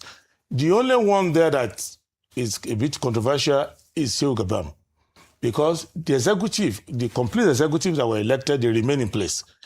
But sometime last year, Shehu Gabam was suspended and removed on the ground of some allegations, which you must have seen yesterday that he was facing criminal trial. So I don't want to talk about someone who's facing criminal trial. I don't want to comment on the merits of it. However, Aguilar too is facing his own trials. So Aguilar too is facing trial because of something not related to our party, related to something to do with government people, and they are dragging on that. Can be used to influence. It's like both trials. I don't want to comment on it. I know that anybody who follows the Aguilar matter will know that the government is just joking. But because before a high court judge, I can't say what's before a judge is a joke. So I will not go further than that. But with respect to the leadership of the party, there was a disciplinary measure taken against Gabam, and it was long ago. And Gabam has been at home since that time, facing that criminal issue. Now, then suddenly, during this transition, government used the police to bring him. Prior to that, INEC went and overnight, over the weekend, tweaked the message or the publication about the party on their website. And somebody told us, looks like INEC has changed your website and put Gabam back. And we call them, they all deny. No, I don't know about it. Every director, I don't know about it. Commissioner, I don't know about it. Okay, remove it. Oh, I'm going to remove it. It remains there. And I told the party, don't worry about that, because under the law, it is not INEC that tells you who's your leadership. INEC is managing his website, leave it. They left it there. And then the next thing, police invaded the office, I was told, because I did my screening, left the office, and a contingent of police invaded the SDP headquarters, escorting Gabam to the office. Okay. So that's what happened. Okay. And the parties are engaging, but the party will deal with that. My own concern is about what I will do for the Nigerian people in terms of the presidential mandate that I'm seeking. The party is dealing with that. And since they've won the Supreme Court has set aside the judgment which INEC claims they were acting upon, I think it's all the onus on INEC now to follow the law. So that's with respect to that, but I'm more interested in presidential level kind of interrogation. Okay. All right. Well, there's still a lot of time for us to delve into that in future engagements. Several months to go until the election. And we hope that we'll be able to have another more robust conversation with you. Our time for today. Thank you for the opportunity. Particularly what you meant by generational consequences. Yes. For people who are in the SDP and who want to disrupt the party. Yes. What has generation got to do with 2027? Because whatever you do, you have to remember long term. It's the short-sightedness of our leaders that's making us to face this music we're facing now. Long-term consequences indeed. Today we'll be dealing on 3 issues. The development from the Federal High Court that threatens democratic process that is all-inclusive, that targets to deregister political parties few months to election, that affects the ZLP, the Accord Party, the ADC, the APP, and most of the opposition political parties, with a target to ensure that the governor of Osun, a delegate, does not contest the election, and to ensure that almost over 2,000 House of Rep, senatorial and governorship candidates, both sitting and aspiring ones, does not participate. And also have to take a look at the judgment on the timetable, and also on nefarious, bloody, criminal activities that some officers of the Nigerian police force in Imo that have been involved in, that have led to death, forced disappearance, and kidnap of innocent citizens in Imo, that have created the air of fear and uncertainty, and also potential danger for our people's march to the general election. Let me start today by appreciating, because at times when the judiciary do what is right, you also have to appreciate that, even though most times we raise observations, not just because we're in opposition, but we're advocates for a better society. And I want everyone to understand that this whole briefing today is about what will help us have stability and do things the right way. It doesn't matter who is affected or who is gaining, but what matters that society can only survive where things are done decently. There must be minimum standard in terms of morality, that things that we should not go below. So when you see stupid actions that promote rascality, compromise of judiciary, compromise of security agencies, compromise of institutions, it does not matter who is alleged to be doing it. The most important thing that we owe society a duty to speak up, and that is how our founding fathers have been able to create the environments we have today. So I want to appreciate, first of all, and in today's, I want, if the Inspector General of Police, wherever he is, I guess must have closed work by now, and the Police Service Commission leadership to also listen to me today on the aspect that has to do with the police, and also the Chief Justice of the Federation and the President of Court of Appeal and the head of the courts at the Federal High Court, so to also listen to me on the ones that has to do with the judiciary and other key players, and also our dear President on the ones that people who are carrying it out may be pretending to be working for him while pushing selfish interests, and those selfish interests can lead to reenactment of the crisis of the 63, of the 83s that led to the collapse of democracy, or the kind of crisis that you are seeing in different West African regions today as a result of attempt to stifle the political process. So if they are not close to their TV, those working with them can also help me read them so they can listen to what I have to say. So most importantly, I want to appreciate Justice M.G. Omar of the Federal High Court. What Justice M.G. Omar of the Federal High Court did is something that is very courageous and something that is right. If it is a decent society, it would have been seen as normal. But most times, because of the way we run things here, it's special because we operate in an era where anything can go wrong or go the other way. And the judgment on the timetable, the judgment on the timelines, these are pure constitutional issues. And the Supreme Court has held that once a timeline is set on a principal act, it cannot be moved. It's strong like the rock of Gibraltar. It cannot be adjusted. So, and I want my statement on this one is more of appeal to INEC as an umpire that is not biased and should be seen not to be biased. We are a few months to the election, and the election has already started because the election process is almost ending. There will be no need to file appeal against this judgment, because filing appeal against this judgment is going to create of uncertainty, is going to create instability, is going to create doubt, is going to create, it may even hurt the credibility of the electoral process. The political parties are okay with the judgment, and the political parties are the platform upon which people seek election into public office, and they have all accepted this judgment, and most of them are happy about this judgment. So if those process that leads to election piloted by the political party, they're okay with the judgment, asking for adjustment to this timetable, then you cannot cry more than the bereaved. So you owe a duty to the country to ensure that the electoral process is seamless. This is not time to flex muscle, to fight over these constitutional interpretations, because most of them have to do with the timelines, and most of them are statute supported. So my advice is to urge the Electoral Commission to waive the possibility of an appeal. The country cannot afford to sit on the fence as we go to election, waiting for what the appeal court will do, what the Supreme Court will do. So what I will advise is that INEC should adjust some aspects of this timetable on substitution, some aspects of this timetable on end of campaign, some aspects of this timetable on publication of particulars, and so on and so forth, and allow Nigerian people to peacefully go to this electoral process. There's already a lot of tensions all over the country with the crisis left, right, and center.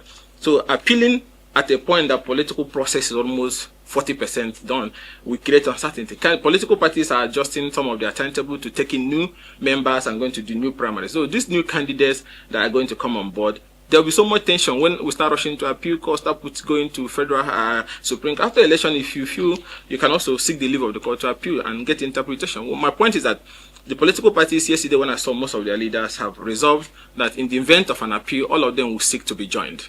Imagine when the whole political party in the country seeks to be joined, we're going to stay in the appeal court waiting for interpretation, and electoral process and timetables are going on. It will create instability. So I salute the Federal High Court Special Justice M.G. Umar for the landmark judgment on these aspects of this timetable that have given room for further substitution of candidates and for further participation of some excluded Nigerians in the electoral process. And democracy is all about participation, is all about inclusiveness. It's all about allowing the people to have the chance to choose the best in a situation where you have a lot of people all projecting to be the best. So anything that gives room for more participation should be welcomed. And on that note, I want to appeal to the INEC chairman and the leadership of the commission as an advocate that is always in defense of democracy, as a leading lawmaker in the opposition, and as an apostle of rule of law, and as one that is representing a constituency that also agrees with that judgment, that this judgment is in national interest, is in support of democracy, and there will be no need to appeal. Appealing it will be unpopular and will not be acceptable to Nigerians and most political parties. And on that note, I urge that the Electoral Commission, in the interest of credibility of the electoral process, in the interest of certainty for the electoral process, does being any idea of appeal, assuming they have anyone, that such an appeal will create the impression that the Electoral Commission is crying more than the brief and is biased. And the country does not want screaming headlines of appeal court this, Supreme Court this, while people are doing voting. So on that note, I appreciate the Federal High Court Special Justice M.G. Umar for the wonderful work he has done in giving strong constitutional interpretation, and also appeal to INEC to also, in the spirit of the credibility that the chairman is trying to build, to ensure that we do not appeal to create uncertainty. So on that note, I move over to a worrisome development. And this, I will come back to the issue of the nefarious activities of the Tiger Base in Imo, the forced disappearance, the killings, the abductions, and the framing of people for terrorism, where a state police is now turned into a private army of a government. I'll come back to that, and I hope by that time the IG would have also joined our broadcast. So now I come to the issue of a worrisome development that developed some few days ago at the Federal High Court. And I want Nigerians who have their constitution, this is not a lecture, it's a briefing, but then I want Nigerians who have their constitution to open section 225A. 225A. I will come back to why I say you should open section 225A. So you'll be reading it before I get to that point. At that point, I also want the heads of our court, both the CJN, both the Federal High Court, both the NJC, that is supposed to ensure high level of discipline in the court, and also the Nigerian Bar Association also pay attention to this.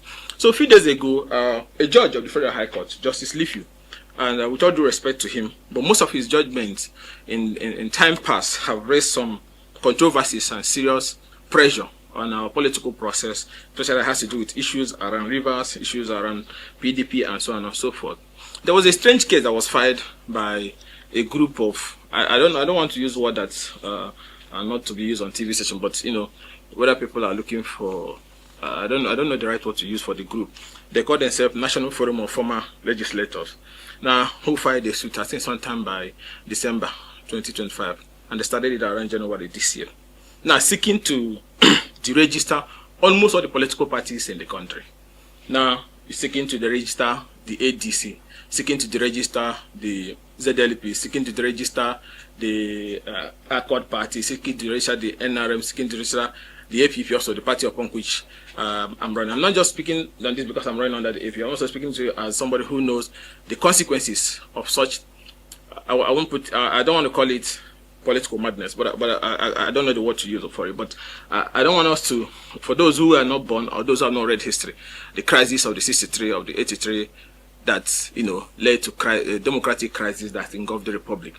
That when people are already in an electoral process, candidates have emerged, thousands of them for Senate, for Rep, for governorship, for presidential, and so on and so forth. And somebody is in a court seeking to deregister those entire political parties.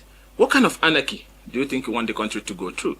And I know that the president, being one who fought for democracy, fought all the way into exile, fought in Nedeko, I don't think the president will want that legacy.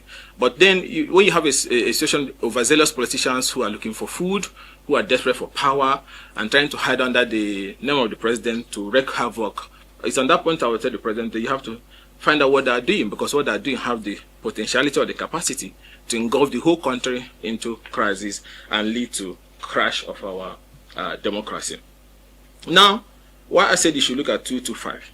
This case was filed, and then when people came to court, you can imagine a situation where a case is in court, and then the judge comes to court and says, I must hear everything today.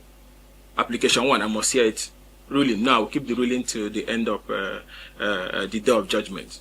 Strangely, things was happening in court, people were complaining, and then they will change parties, they will change their filings without the leave of the court. The judge will say there's no problem with that. A lot of rules were broken, which raised suspicion and doubt about what is the intendment of those doing these cases and the person presiding over these cases. And also, that was on 21st January, that was 2026. Those who filed the case, one young man like that, he was always trying to find where he can find political survivor. His political career has always been on the low side, something from Mbisa or something. I don't even know his name. Now, they made a fundamental error in the process they filed, when they filed an application seeking to amend their originating summons. And then on the procedure which they adopted, which is completely wrong before the court, because the rule does not permit the joinder of parties by an application for amendment. The rule provides for how parties can be joined. So the plaintiff process was challenged by the parties as the court does not have the jurisdiction to entertain the suit, having been filed by an incompetent plaintiff. So at the proceeding of 24th March 2026, Honorable Justice Leafiu proceeded with the hearing of the plaintiff application for amendment. The plaintiff counsel withdrew the prayer seeking to deem the incompetent amended registration summons as properly filed, and that the relief having been withdrawn was struck out. Then on 27th April 2026, Justice Leafiu delivered his ruling on the plaintiff application of 21st January and granted it. Very interesting too. The court went ahead to deem all the processes as properly filed and served, despite the fact that there was not relief for deeming other being before him. So the court even went a step further, took into consideration extraneous factors and facts not before him, and wrongfully abridged the time prescribed by the rules of the court for the defendant to file their respective defense, despite the fact that there was no application for abridgment of time by the plaintiff. The plaintiff didn't even ask for abridgment, the judge have to abridge for him. Now, a clear denial of the right to fair hearing and order that defendant must file within 3 days, whereas the rule of the court provides for 30 days, which the defendant may file their respective defenses. Now, aggrieved by the ruling of the court, our own party also, APP, and Accord Party, filed their respective notice of appeal against the decision of Justice Liffey, seeking, among other things, an order of court of appeal setting aside the said ruling of 27th April 2026. Now, the two political parties, that is Accord and APP, filed motion on notice for stay of proceeding before Justice Liffey as quickly as possible, even before the record of appeal was transmitted. Immediately thereafter, the record of appeal to the Court of Appeal on 4th May, some few days ago, the appeal was entered at the Court of Appeal with appeal number CA/ABJ/CF/5722/2026. Now, on this matter, that shows that upon the entry of our appeal at the Court of Appeal, the appellate court is seized of the matter, and the Federal High Court becomes functus official. These two political parties yet again filed separate application for stay of proceedings at the Court of Appeal, Abuja, and same were brought to the attention of Justice Liffey. What did Justice Liffey do, which is the one I want Nigerians to listen to? Despite the fact that he's aware of the long-standing decision of the Supreme Court, with a lot of authority cited by the council, including even INEC, advising him to stay further proceedings pending appeal, which seeks to challenge his jurisdiction to entertain the matter, together with the various affidavit of fact as to the entry of the appeal at the Court of Appeal. Justice Liffey again went on a voyage with Vasco da Gama, Christopher Columbus, or Mungo Park, for discovering facts outside the record, and dismissed the various applications for stay of further proceedings, even when senior members of the bar advised him not to do so. Now, the Court of Appeal. Now, before I get to this point, let me explain this for people who are just joining. This suit, you need to understand, is a suit seeking to wipe from the ballot papers all candidates of ADC parties, all candidates of Accord party, including Governor Deleke of Osun, all candidates of APP, our own party too, all candidates of NRM, all candidates of ZLP, and other numerous political parties. And that's why I said before I started that you should open section 225A of the Constitution. Now, despite the fact that he's aware that appeal had been correctly entered and date had been set, he rushed and left the court around 5-6 p.m., had everything, and say he's reserving every ruling on the day of judgment, and then fixed the judgment to determine whether ADC and other political parties will be wiped from the ballot in the next 8 days or thereabouts. Now, what is the basis of this suit? Why I'm speaking on this? Because the fate of democracy and the face of participatory democracy, and a matter that is capable of instigating wide range of constitutional crises that can affect the entire electoral process and democracy is there. I'm not in some of those political parties, but I know what can happen where few months to an election, you wipe the entire candidate of an opposition party like ADC. You wipe that of Accord, Adeleke, who is going for election in Osun. You wipe APP, you wipe every political party. I don't think that's what the ideas of the Nedeko struggle was, or if Abiola was alive, that some of them fought for, he would like. And I don't think the president is fully aware of this political madness by those who are pretending to be helping him. This is not help. This is an invitation to anarchy. And somebody that loves democracy and loves the country, I have a duty to advise and say, at this juncture, run. Lifu, run on this issue. The leaders of the judiciary needs to step in. The court is not all about interpretation. It's about public good, public stability, public order. That's why there is judicial institution. That when man is failing, the judicial institution steps in to stop all nonsense. And this is like a kind of nonsense that needs to be stopped. And why do I say open section 225A? Section 225A said, INEC shall have power to deregister a political party for failure to win at least 25% of votes cast in one state of the federation if it's a presidential election. So in the presidential election, what you need to win is one state. You don't need to win all, and you cannot be deregistered. One local government of the state in a governorship election. If a political party have won just one local government in a governorship election, it cannot be deregistered. Then also, one ward in a chairmanship election. If you win one ward in chairmanship, it cannot be deregistered.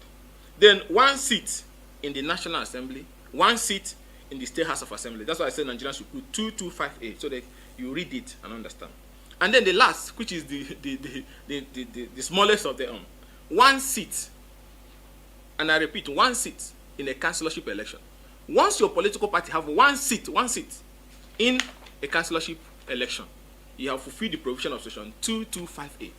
Even somebody that is in primary 6 now, if I call him and give him this to read, he will explain it and understand it, that it does not require too much grammar.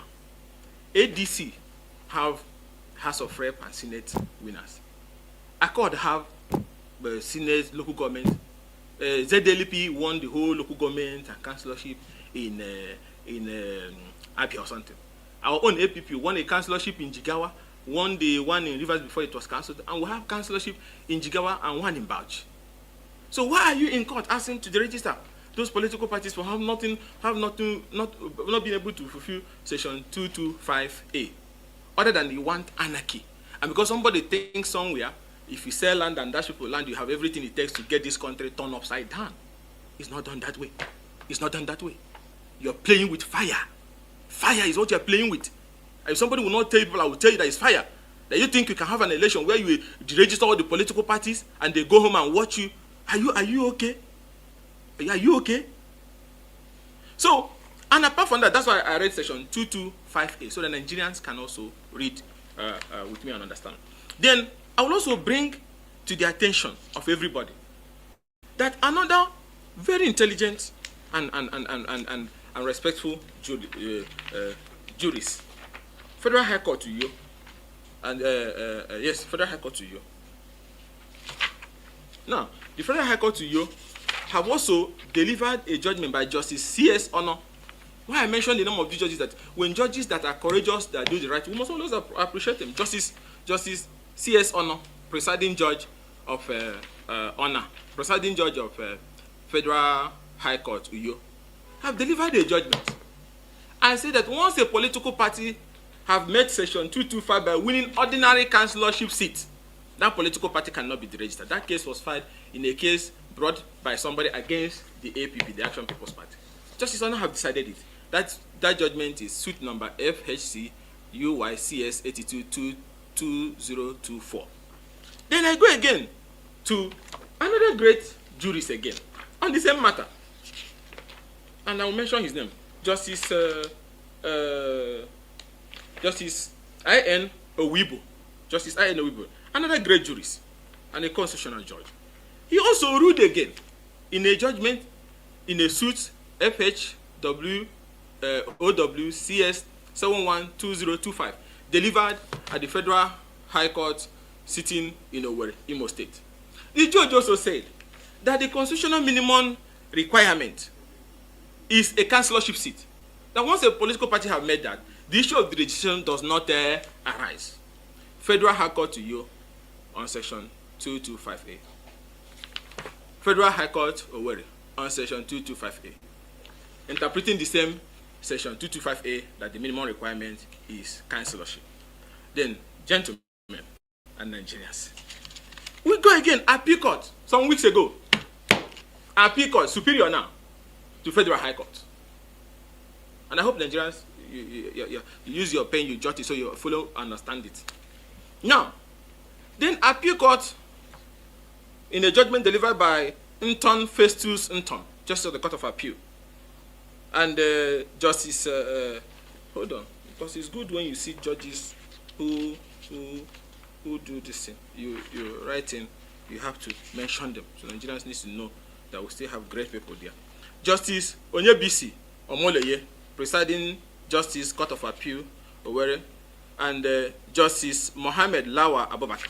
So Justice Mohammed Lawal Abubakar, Justice Onyebisi Omoleye, and Justice Nton Festus Nton. These eminent jurists of the appeal court.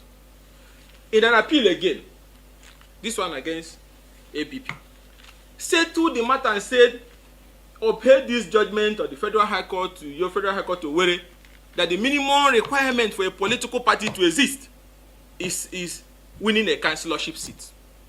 All these political parties that they drag before the other court have met all these requirements. So, section 225A says minimum councillorship. Federal High Court to you says minimum councillorship. Federal High Court to Owerri says minimum councillorship. Appeal Court of the country said minimum councillorship. Then Justice Leafy of a federal high court starts to hear the matter again. A matter that had been decided. The judgment had been fighting that, oh God, these things have been decided, strike them out. He said, I will rule on it on the day of judgment. Going by past judgment on that threw PDP into crisis, threw other opposition parties into crisis, created crisis even in Rivers, one has to be worried. Are we worried? Yes, we are worried. Because of the pattern. And that's why you need to let everybody know. And if the CJN is watching, you call him. The court is a public institution. The court is a national institution. The court belongs to all of us. Once his image is lowered, you have opened the door for anarchy. So it's not your own. It's the people's own. After God, that we're going to answer to when we leave this earth. That is what we answer to on earth. So you don't do anything with it. It's not your own. It must be in line with the law. It's not only doing justice, but justice, as we are taught, must be seen to be done in everything. The image is even more important than the output. Now, these things have been decided by the Constitution, decided by the Federal High Court to Owerri, Federal High Court to Yo, and the Appeal Court. And you refuse to dismiss after they filed the application that the whole thing is incompetent because they have all been decided. And then you rush it, you give abridged time for them, even when there was no application for abridgment of time. And then you have fixed judgment in the next 9 days. But as God will have it, Nigerians and those listening to me, the Appeal Court 3 days ago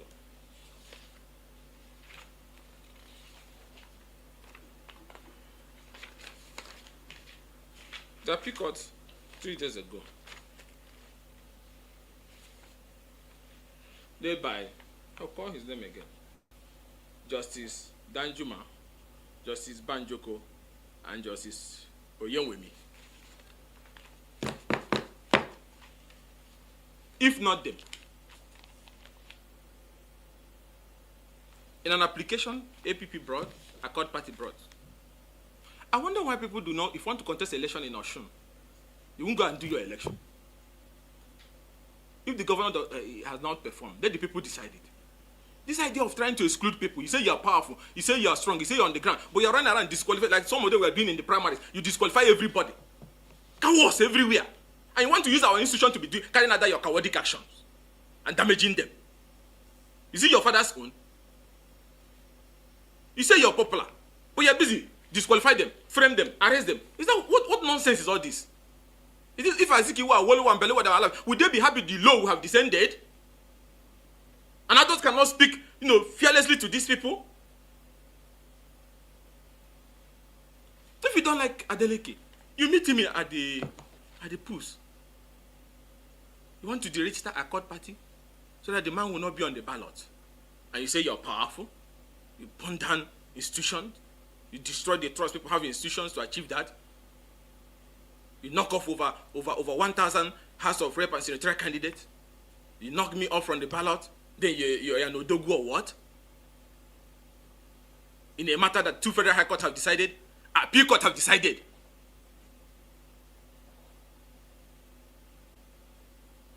And Supreme Court have even dismissed an application appeal on it.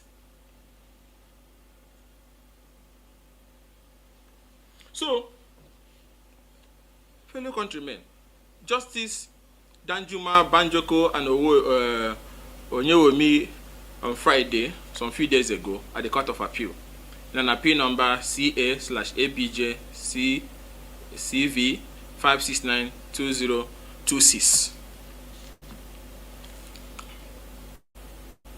Finally, granted a stay of proceeding, arresting the move and proceedings of Justice Leafy not to do further or take any further steps, including delivering that judgment that he plans to deliver in 9 days. And I think Nigerians must applaud the Appeal Court for playing that role for which judiciary is known, for intervening when it was like anarchists to set in, and adjourn the matter to October 2026. They should have adjourned it to January 2031 after before you can go and seek the interpretation you want to do. But let's obey the spirit of democracy, which is participation, inclusiveness. the people's right to choose who they want. So that have been stated. But why I'm also raising that concern is that I've been hearing from those I don't want to, I'm trying to, because sometimes you TV stations tell me not to be using certain ones. I've been holding myself because of those words, because I don't know what those things, there's a way it makes me feel, so I try to use those words. So, but the man who is looking for food, who fight the action, that they will proceed. I said, then you proceed, you burn yourself. Appeal court have stayed proceeding. You mean you will deliver a judgment to the register of political parties in Nigeria after appeal court have stayed it? Who gave birth to you? The land you're selling, have you entered your head? So, and I want Nigerians to keep a track on it. It's in 9 days. Let's see if anybody will try that. And that's why I said the CJ, the NJC, the appeal court leadership, the Federal High Court should also listen to my broadcast. So they call those that is involved. If they have not had appeal court in a ruling presided by Danjuma, Banjoko, and Oyewemi has stayed proceedings on those matters. That means everything about the direction of those political parties have been stayed to around October. The appeal court will decide on it, so that the country can have peace. So on that note, I want to thank the justices of the Federal High Court, of the Appeal Court, who have courageously interpreted these constitutional challenges and resolved them, and appeal to those who are pushing to back off, so that we don't have the crisis that led to collapse of our democracy in the 60s and in the 80s, because we love our country and we don't want such a thing to happen. So, then I come to another very important issue. So I'm done with these formations. That one, we appealed to INEC that there will be no need to appeal. Let me recap for those who just joined us. That there will be no need to appeal the constitutional historic judgment of Justice M.G. Omar, which interpreted the timelines that were not complied with, and urged the Electoral Commission for the sake of certainty in the electoral process, for the sake of confidence, and to show that they are truly not biased. There's no need to appeal a judgment that if you appeal it, it will create uncertainty and make people to sit on the fence while election process is going on. Let it go. The core of democracy is participation, power of people to choose who they want. Not really about these timelines. It's about making sure that the process is credible, the output is credible, but not try to lock anybody out of that process, because you don't know who the people want. So there's no need to appeal this, so that people doesn't feel, oh, you're appealing it because people feel some political parties has hurt some people and they don't want more people to become candidates. No, look at appealing it to create tension, make you look at things is endless, and now all the political parties informed me yesterday that they will seek to be joined in the appeal court if INEC appeals. That means there will be tension. We don't need that tension. We're almost close to election, so that the judgment is constitutional, is historic, and that there's no need to appeal it. After election, we can seek further interpretation if there's areas that we feel are not favorable. But I've looked at those timelines. What the court said is right, and also express my concern about the plan to register all the political parties, and which the Court of Appeal a few days ago have also stayed, and also to warn that those who are saying that the judgment will still be delivered, that you'll be seeking an invitation to anarchy, and our country does not deserve that. I get him. If you are looking for food, if you are looking for something to feed, if you are looking for land, just do it, and don't run around to create tension for the country in the name of you are fighting for some people who didn't send you. These things will destroy our democracy, and I don't think we need it. And like I said before, the founding fathers of our democracy, what they had in mind was a participatory democracy, that everybody is involved, inclusive for everybody, in compliance with constitutional provision of freedom of association and the right to participate. That is what democracy is all about. And any democratic process that tries to exclude people, it may favor you today, will create anarchy for the country and hurt the effort of our founding fathers.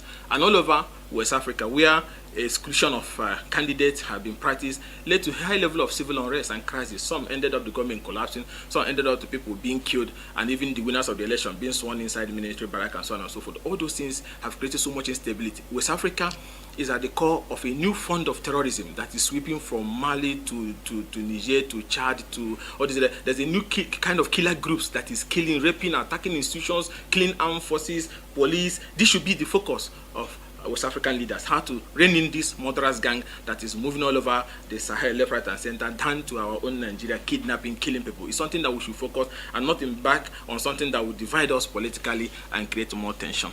And then issue. Sorry.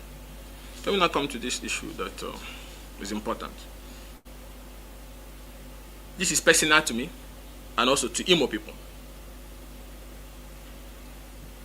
A few days ago, we got a report, and can the woman, can that madam also come in? A few days ago, we got a report. A woman reached our local constituency office. Her name.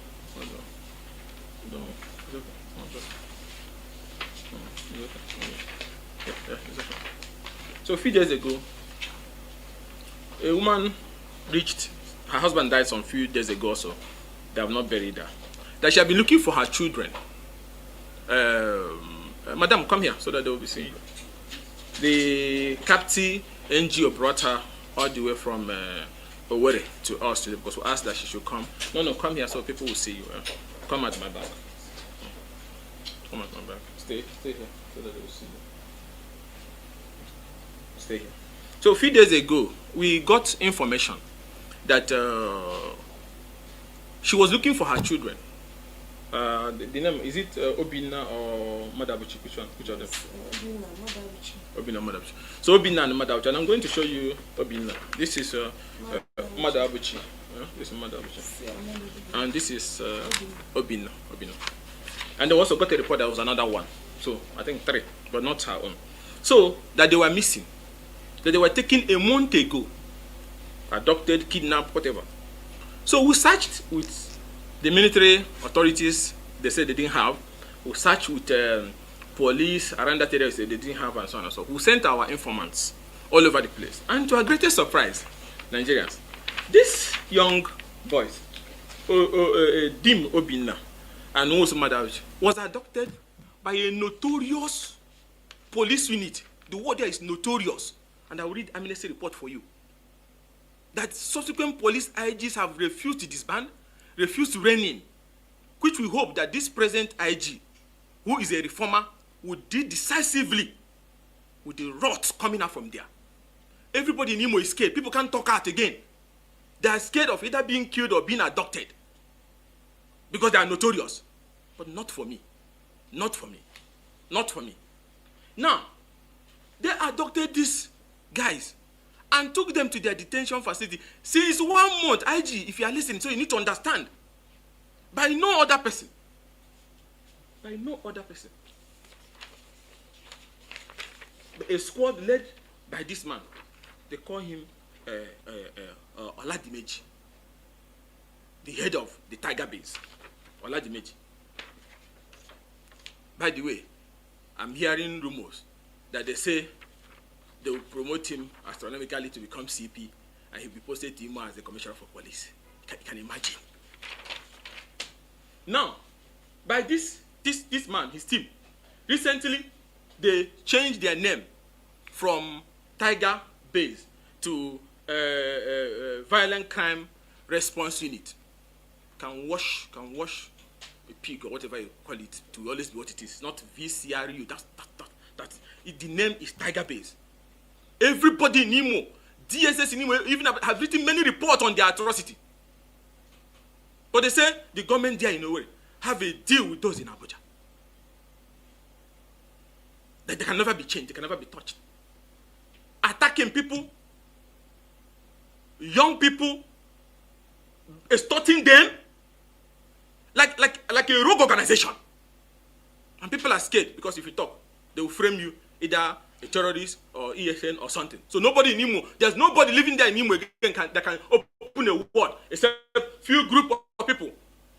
They hunt the left, right, and center. Not for me. I'm an apostle of rule of law. I'm a soldier for good governance and human rights. I don't fear such things. And I want the IG to listen. Since 1 month they took her children, adopted her, in the usual style they do. Then what is the story? That they say they are acting on the orders of the governor of Imo, Hope Uzodinma. They kidnapped her children. This is the standard of oppression. we send people to go underground, they have been torturing these boys.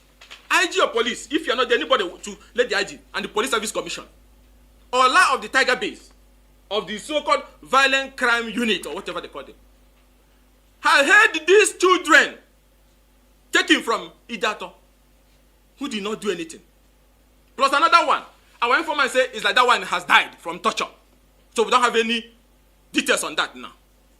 And these ones are in bad shape. Inspector General of Police.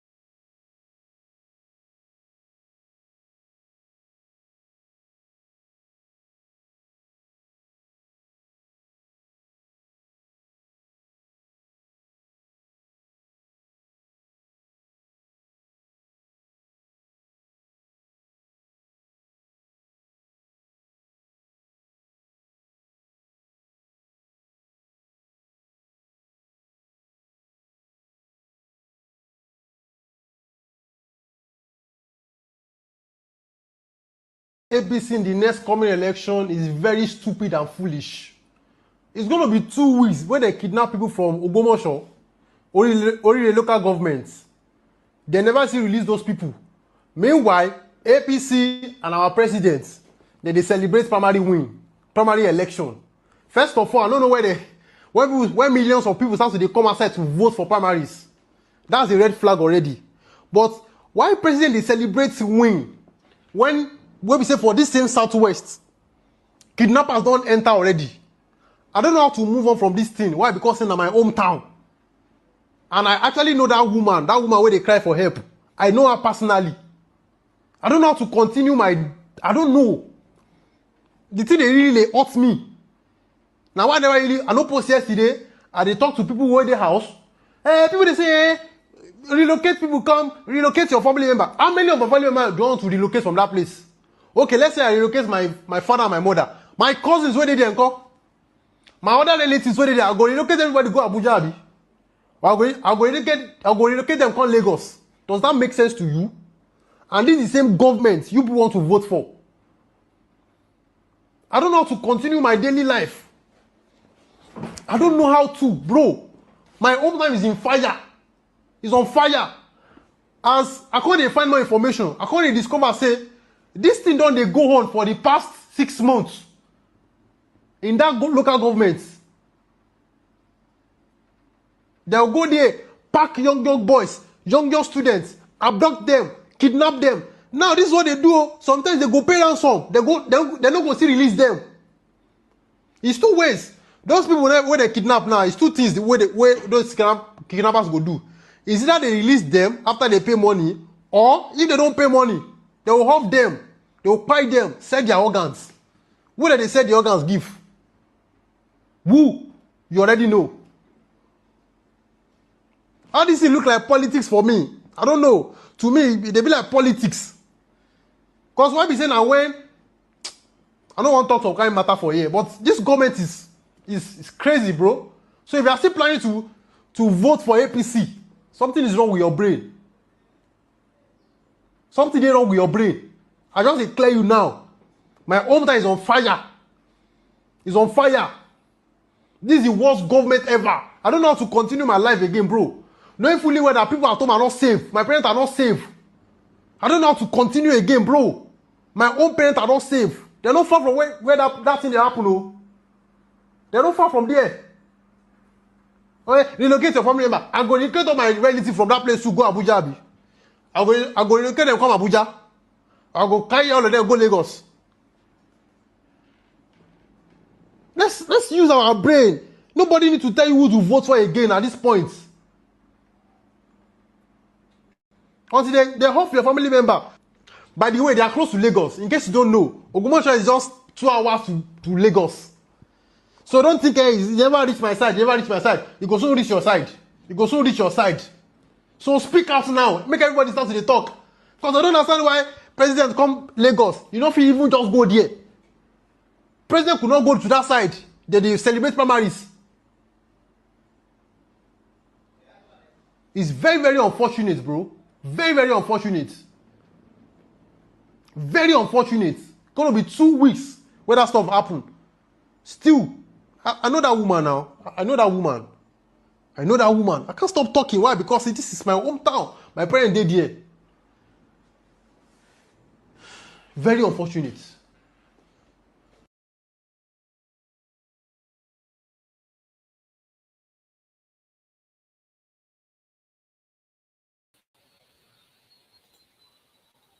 Guys, thank you very much for watching today. The various videos that we shared and the various comments and everything discussed here. Honestly, Nigeria is being run aground by these criminals, and we hope that we have a better country soon. Let's continue to talk, to speak. These guys are not relenting. They are bent on destroying the country. APC is an evil organization, and their supporters are criminals. Well, until I come your way again tomorrow or next or any other day, please keep liking, sharing, commenting, and subscribing to our channel. We hope to see you soon. Thank you very much, Nigerians. Do have a wonderful day. Bye for now.